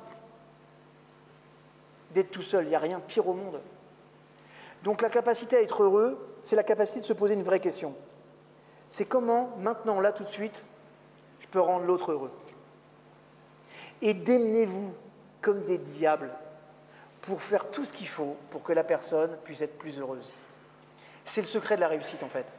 Qu'est-ce que je fais pour que mes clients soient plus heureux? Qu'est-ce que je fais pour que mes enfants soient plus heureux? Qu'est-ce que je peux faire au quotidien pour que mon épouse soit plus heureuse, plus épanouie? Et je vais pas considérer, on pourrait considérer, non mais tu sais David, parce que j'ai eu ça hein, dans le monde de la psychologie, on disait, non mais c'est son problème, tu comprends, c'est sa responsabilité d'être heureuse. Bah non. Non, ça c'est un truc de pathos. Je suis désolé. C'est pas possible. Parce que moi, je considère que mon bonheur, il passe par le fait de rendre l'autre heureuse. Et comment? Ne pas souffrir. Mais de quoi? De ne pas s'oublier. Mais parce qu'il y a aussi une chose que vous ne devez pas oublier. Traitez-vous en première classe. Dans les 5 domaines de vie, si tu as bien écouté, je t'ai parlé de ton épanouissement personnel. Ne pas s'oublier, c'est aussi bien se traiter soi-même. Traitez-vous en première classe. Moi, j'avais un grand-père exceptionnel un jour. J'avais une petite amie, je lui disais, Pépé, je vais me séparer. Ok, mon fils. Grand train ou petit train? Je sais pas. Vous savez quoi non, moi, je vais au restaurant et je vais lui dire là-bas. Non, oui, j'ai bien, ouais. Tu vas le faire grand train ou petit train? Tu sais, moi, quand j'étais jeune, on avait première classe, deuxième classe, troisième classe. Et le rêve, c'était qu'on soit tous en première classe. On ne faisait pas le même voyage. Tu sais, cette jeune femme, même si tu n'es pas en accord avec ce qu'elle est, ou ce qu'elle peut proposer, ou ton chemin de vie, vous avez partagé des choses ensemble, elle s'est investie avec toi, et c'était une personne bien. Honore-la. Fais toujours les choses grand train. Fais troisième classe. Tu peux voyager pas cher. Tu peux voyager first. Mais pour ça, il faut avoir envie de voyager first. Et de se dire, comment je peux faire pour traiter l'autre au top, mais comment je fais pour me traiter moi au top? Comment ne pas m'oublier en écoutant aussi mes besoins et me dire, vous savez quoi là? J'ai besoin de souffler. J'ai besoin de me reposer. J'ai besoin de me détendre. Et il y a des moments, je vais dire, il y a des personnes, par exemple, je vais dire à des amis, non, je ne peux pas venir, j'ai besoin de me reposer. Ou j'ai besoin de me focaliser sur un de mes. Je vais respecter mes besoins. Et je vais me traiter en première classe. Ce qui n'empêche pas de traiter aussi les autres en première classe. C'est pas ou, c'est et. C'est pas ou moi ou les autres, c'est et moi et les autres. Et la stratégie du et, elle n'est jamais exclusive, elle est toujours inclusive. Voilà ce que je voulais vous dire sur le bonheur en préambule. Bien, alors moi je vais aborder ma conclusion en précisant 2 petites choses. D'abord, je vais complètement revenir sur ce que David a dit, puisque vraiment je partage complètement. Et je suis sûr que tout ce qu'il vient de dire, il l'a pris de la Torah, j'ai aucun doute. Les 2 choses que je voulais dire, c'est donc revenir sur cette notion du partage, et deuxièmement sur la notion de l'effort. La notion du partage. David nous a expliqué pourquoi en français le bonheur s'appelle bonheur. Bon, j'ai compris, j'ai pas compris, ok. Mais en hébreu, on le dit autrement. Comment dit-on de quelqu'un qu'il est heureux en hébreu? N'importe quoi. Un premier mot des Téhilim de David Ameller. Ashré. Ashré. Ok? Ashré, ça veut dire quelqu'un qui est heureux. Mais Ashré, un syntaxe oblige, vous savez que c'est un pluriel. Donc, premièrement, il y a une règle. Vous voyez, David l'a dit de façon très belle, moi je vais le dire de façon vraie. On ne peut pas être heureux tout seul. Ce n'est pas possible. Il y a même quelqu'un dans l'assistance qui m'a excité. Et comment faire pour ne pas m'oublier? Je vais vous régler votre compte dans un instant. Ok? La deuxième notion, c'est la notion d'effort. Vous savez, il y a un livre qui s'appelle le Tana Deve Eliyahu. Vous connaissez? Tana Deve Eliyahu. Vous savez qui a écrit ce livre? Il a été écrit, d'après certains, par Eliyahu Hanavi. Eliyahu Hanavi, c'est pas n'importe qui, c'est l'homme qui est à la fois homme et malach. Vous savez qu'en général, quand on veut être un peu des deux, on n'est ni l'un ni l'autre. Vous connaissez l'histoire de cette femme qui dit à sa copine « Oh, mon mari est un ange ». Et elle lui répond « Le mien aussi, c'est pas un homme ». D'accord. Maintenant, Eliyahu Hanavi, c'est le seul qui était et l'un et l'autre. Eliyahu Hanavi, il a écrit la chose suivante. Il a beaucoup parlé du bonheur dans Tana Deve Eliyahu. Par exemple, il a écrit, je vous le dis comme ça, pêle-mêle, « Ashrei Adam, Shema Asav, Merubim, Michochmato ». Heureux, heureux. On ne parle pas de la valeur de l'homme. On le définit. Il est heureux parce que ses actions sont plus nombreuses que sa sagesse. Vous avez des gens qui gaspillent leur temps à essayer de comprendre. C'est bien de comprendre, hein, on n'a rien contre. Je passe ma vie, moi, à essayer de comprendre. Mais l'urgence, c'est l'action. Et le vrai effort dans la vie, c'est ce que j'ai retenu de l'histoire du papa de David, le vrai effort dans la vie, c'est l'action. C'est de faire les choses. Les choses. Le Tana Deve Eliyahu disait ailleurs, Ashrei Adam, chez Sam Atzmo Keshor Lerol ou Kechamor les Massoy. Heureux, heureux est l'homme, qui est comme le bœuf qui reçoit un joug, ou l'âne qui reçoit une charge. C'est vrai, vous aimez les contraintes? Oui, vous êtes heureux. Parce que si vous les aimez, vous allez tout faire pour en avoir le maximum. Et Eliyahu Hanavi disait, c'est comme ça qu'on est heureux. Il n'y a pas de bonheur sans effort. Alors déjà, c'était pour faire gagner un certain temps à beaucoup d'entre nous. C'est que le bonheur, on ne l'attend pas, mesdames et messieurs. Le bonheur, on va le chercher. Le soir, en vous couchant, par exemple ce soir, mais là la réponse, elle est toute trouvée, posez-vous une question. Pas est-ce que vous êtes heureux ou pas. Qu'est-ce que vous avez fait aujourd'hui pour être heureux? Ce n'est pas la peine d'attendre la réponse, vous pouvez vous endormir avant. Vous êtes posé la question, vous êtes déjà quelqu'un d'heureux. La deuxième chose, c'est que ce Ashrei là, il est au pluriel. Au pluriel, ça veut dire quoi? Vous savez, je m'évertue à expliquer aux célibataires. D'accord? Il y en a beaucoup ici qui ont déjà entendu ce que je vais dire. Mais je leur promets de ne cesser de le répéter. Vous savez, les célibataires qui ont du mal à se marier, c'est souvent parce qu'ils ont du mal à trouver la personne qui leur convient.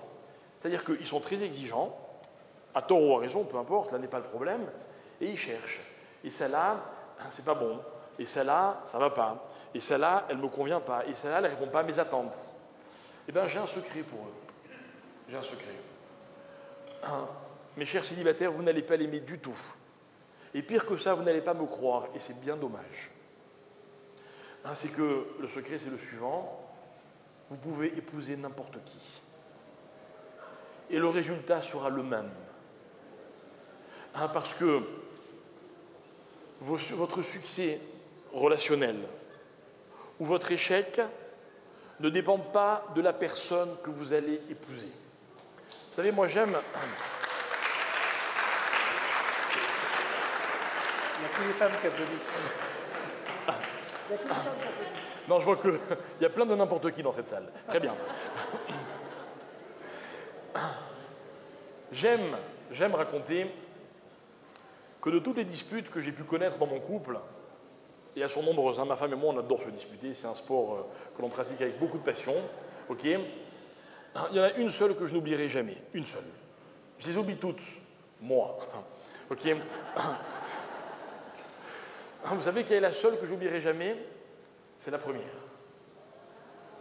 Je peux vous dire où ça s'est passé, à quelle heure ça s'est passé, ce que je venais de faire avant et après, pourquoi on s'est disputé, d'accord? Bref, il y a encore plein de choses que je peux vous raconter, mais peu importe, ok? Vous savez pourquoi j'oublierai jamais cette dispute? Pas parce que c'est la première, pas parce que bêtement je vais m'imaginer que s'il n'y avait pas eu la première, il n'y aurait pas eu celle d'après. Parce que cette dispute a été pour moi une révélation. Vous savez laquelle? J'aurais jamais imaginé que je serais un jour un mari capable de me disputer pour cela. Jamais j'aurais imaginé une chose pareille. Avec mes meilleurs amis ou avec les moins bons amis, je ne m'étais jamais disputé pour une chose pareille. Et là, je me suis découvert. Et là, j'ai découvert véritablement de ce que j'étais capable d'être et donc de transmettre, de ce que je possédais et donc de ce que j'étais capable de partager. Et avec un peu de recul, quelques années plus tard, avec un peu de maturité aussi, c'est vrai, je suis arrivé à une conclusion.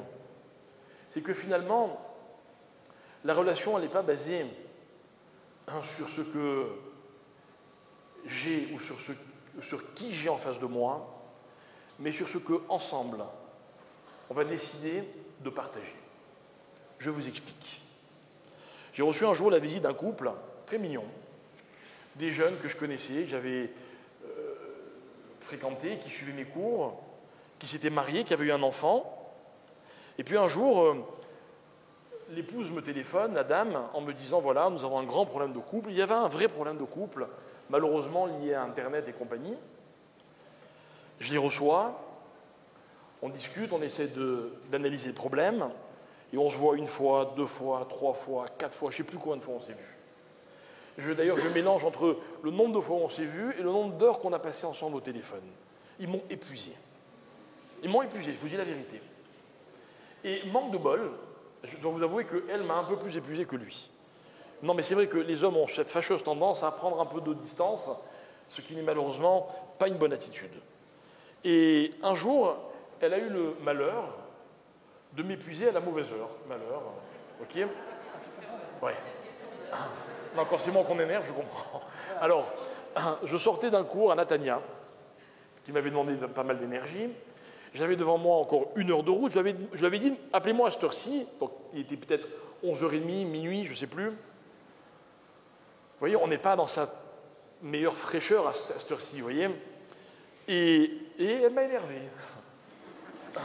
Voilà, ceci, cela. Et elle répétait une phrase, déjà dans les coups de fil précédents, récurrente.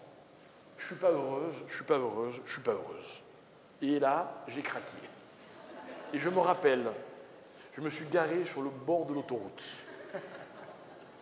Et je lui ai dit, je vais vous dire quelque chose. Arrêtez avec ce « je ne suis pas heureuse ». Je n'en ai rien à faire. Ça ne m'intéresse pas que vous soyez heureuse ou pas. Vous comprenez ça? Non, ceux qui me connaissent un peu, je ne suis pas très méchant en général. Et même quand j'ai envie de l'être, je me retiens. Mais là, je n'ai pas réussi. Mais attention, ce n'était pas méchant. Je lui ai dit, madame, je vais vous poser une question. Votre mari, il est heureux, lui? Ah, et elle hésite. Et là, elle ne pouvait pas faire un plus beau cadeau. Je lui ai dit, quoi? Avant de me dire si vous êtes heureuse ou pas, vous ne vous êtes pas posé la question de savoir si lui, il est heureux? Mais alors, qu'est-ce que vous voulez que je fasse pour vous?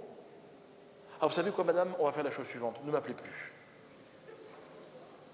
Ne m'appelez plus. Vous allez d'abord voir si votre mari, il est heureux. Et quand vous aurez la réponse, alors je suis prêt à ce qu'on se reparle. Eh bien, écoutez, mesdames et messieurs, ça a été un électrochoc pour cette jeune femme. Hachem a donné les mots qu'il fallait qu'elle entende. Elle ne m'a plus jamais appelé.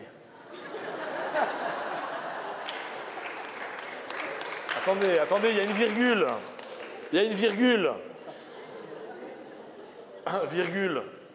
Jusqu'au jour où elle m'a envoyé un texto en me disant « Je voulais vous annoncer que je suis enceinte et que bientôt nous allons avoir un heureux événement, etc. etc. » Elle me raconte le rôle que j'ai peut-être pu jouer de chaliard dans cet heureux dénouement. Et je ne sais pas pour elle, mais pour moi, ça a été une leçon extraordinaire. J'ai compris qu'en fait, ce qu'il faut expliquer aux gens, c'est que, madame, c'est pour vous, de temps en temps, il faut savoir s'oublier. Qu'à force, il faut savoir s'oublier. Qu'à force de se demander si on est heureux, eh bien, on finit par être malheureux. de la réponse à laquelle on arrive. Vous voyez, ce n'est pas qu'on est malheureux, c'est que la réponse nous rend malheureux. Et donc, en faisant A plus B, comme dit la Gemara, Miklal hen atachomé à lave, Miklal lave atachomé à hen, par la négation, je comprends le positif, par le positif, je comprends le négatif. Ok ? J'arrive à la conclusion suivante. C'est que dans la vie, j'ai un seul indice, un seul, qui me permet de savoir si je suis quelqu'un d'heureux. Écoutez bien, ça peut vous servir. Voilà, en fait, j'ai détourné votre attention pendant toute la soirée, enfin en tout cas à chaque fois que j'ai pris la parole, je vous ai fait croire que j'allais vous expliquer comment être heureux. Maintenant, je vais sauter une étape. Je vais vous démontrer comment savoir si vous êtes heureux ou pas. Et la réponse est la suivante. C'est que si vous arrivez à procurer aux autres du bonheur, alors c'est la preuve, et l'unique preuve que vous êtes heureux. Que dans la vie, mes chers amis, et je le pense vraiment, et je vois que vous aussi, ça me fait plaisir, que dans la vie, on a une capacité inouïe, et malheureusement pour nous souvent ignorée, du bonheur qu'on est capable de procurer aux autres. Attention, il ne faut pas tomber dans l'illusion du bonheur. Vous assistez à un spectacle, le comique, il est exceptionnel. Vous passez 2 heures, vous vous régalez. Hein ? Vous sortez de là, et la vérité, la réalité, elle vous frappe de plein fouet. Vous retournez dans la réalité. Vous savez, ce qui est difficile, ce n'est pas d'éteindre son téléphone, c'est de le rallumer. C'est pour ça qu'on ne l'éteint jamais.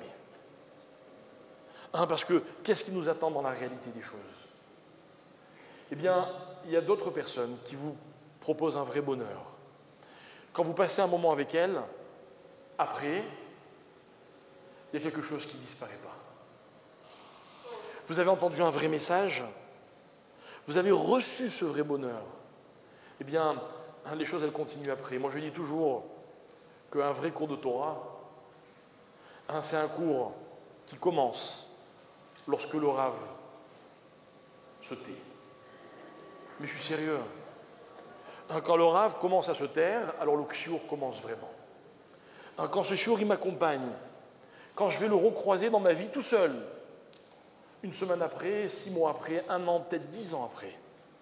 Regardez les paroles de Rava de tout à l'heure, de Rabbi Eliezer HaKappar. Un jour, il les a semés, et nous on vient, on les récolte.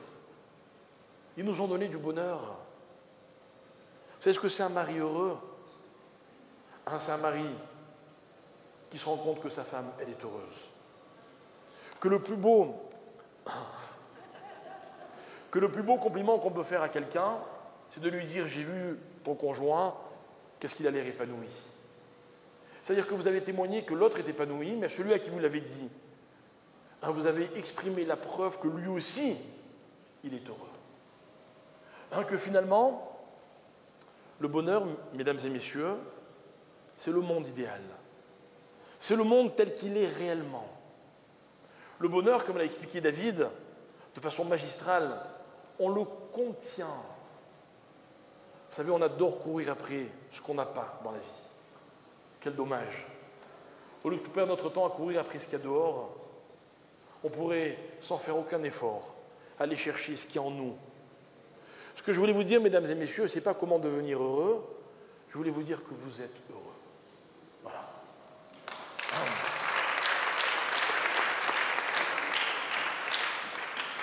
Mais je le pense vraiment. Et qu'il est possible, il y a peut-être un défaut dans ce que je dis, c'est que vous ne le savez peut-être pas.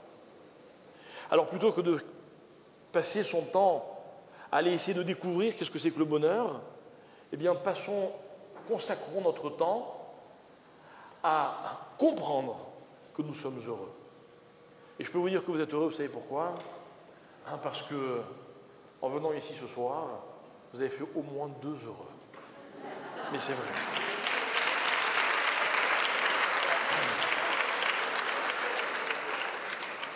Que l'expérience d'un échange, mes chers amis, c'est, encore une fois, la preuve du bonheur. Que parler ou écouter, c'est renvoyer à l'autre ce bonheur dont il nous gratifie.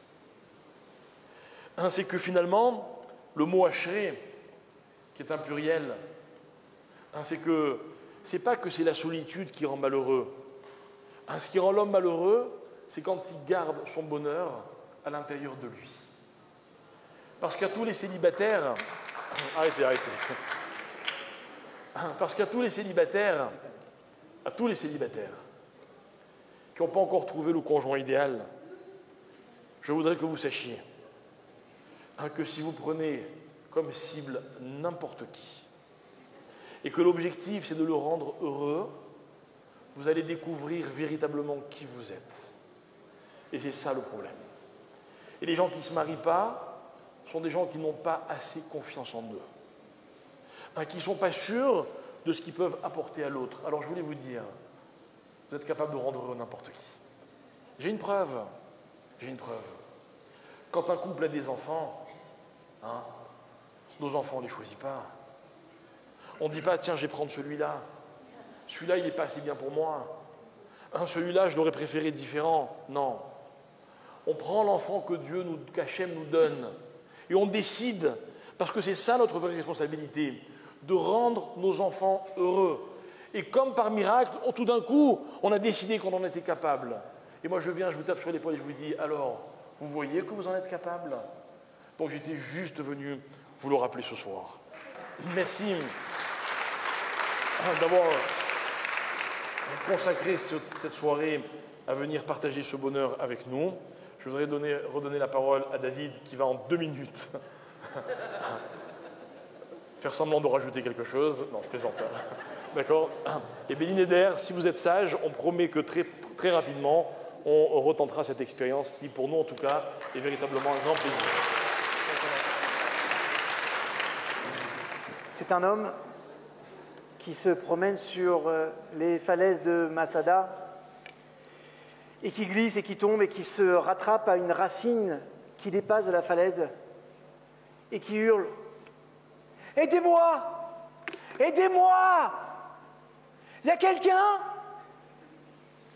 Et à un moment donné, les nuages s'ouvrent, un haut banc de lumière apparaît et Dieu lui parle.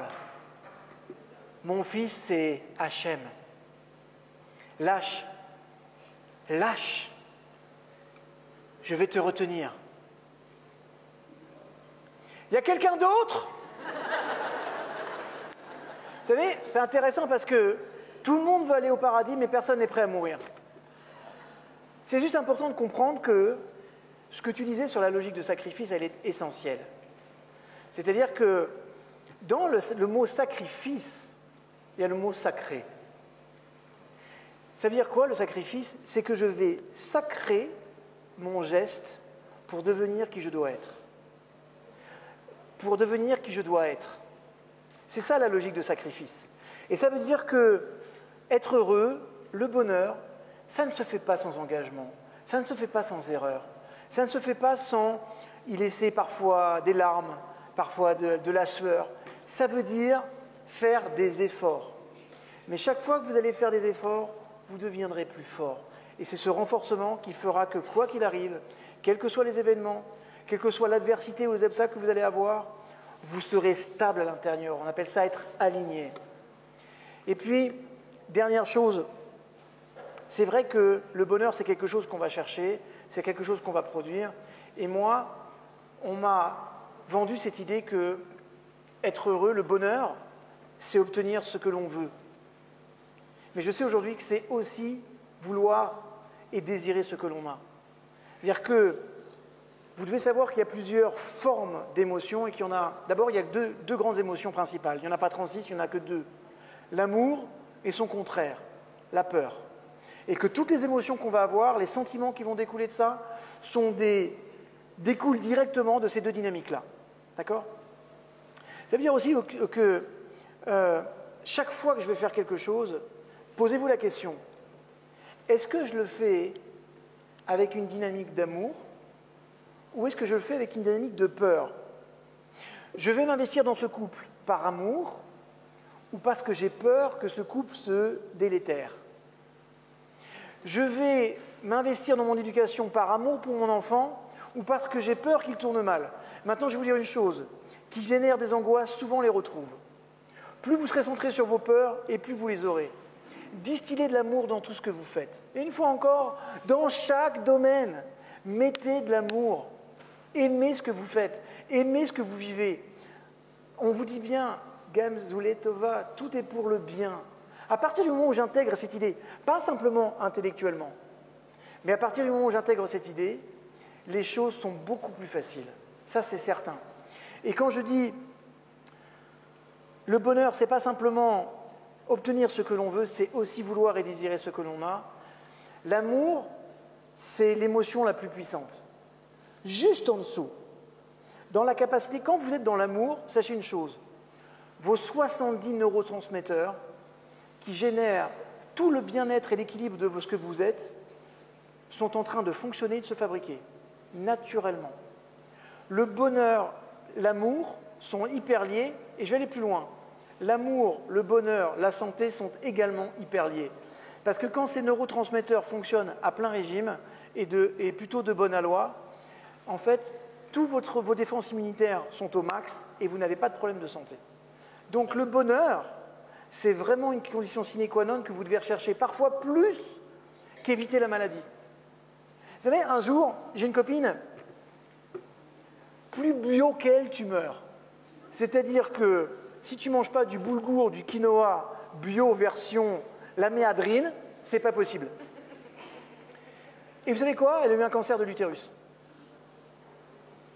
Et un jour, on me dit, je ne comprends pas. J'ai tout fait dans ma vie pour avoir une hygiène de vie, c'est une ascète. Et elle me dit, regarde, mon mari, il fume, il n'a aucun problème de santé. J'ai dit, mais parce que ton mari, lui, quand il fume, il le fait avec de l'amour. Toi, quand tu manges, tu le fais par peur. Je ne plaisante pas. Tu te nourris bien parce que tu as peur d'être malade. Mais en fait, tu ne fabriques qu'une conscience de malade. Bonne avéra, c'est un kiff. Parfois. Et c'est la raison pour laquelle la gratitude, c'est aussi la clé du bonheur. Sachez apprécier ce que vous avez. Vous savez, on dit toujours que l'herbe est plus verte ailleurs, sauf que quand on va dans le pâturage d'à côté, on se rend compte que de ce point de vue-là, chez nous, c'est quand même pas mal. Ça, c'est certain. Donc, prenez le temps, merci. Prenez vraiment le temps d'apprécier tout ce que vous avez. Chaque moment, ne serait-ce que la première prière que l'on fait le matin, c'est quand même une prière de remerciement et de gratitude. Ça donne le ton. Ça donne le ton de ce que l'on doit faire toute la journée. Soyez en gratitude de ce que vous avez. Et plus vous serez en gratitude de ce que vous avez, plus vous obtiendrez de ce que vous voulez. C'est comme ça que ça marche. Sinon, vous générez de la frustration, et la frustration génère le malaise. Le malaise, l'angoisse, et après, vous êtes dans un schéma perpétuel de mal-être. Aimez ce que vous avez. Quoi que vous ayez, aimez-le. Tu as une voiture qui est pourrie, aime-la, sa voiture. Parce qu'au moins, tu en as une de voiture. Okay ? Et parce que tu vas l'aimer, tu développeras ce qu'il faut pour en avoir une meilleure. C'est comme ça que ça marche. On peut épouser n'importe qui. Donc, on peut épouser n'importe qui.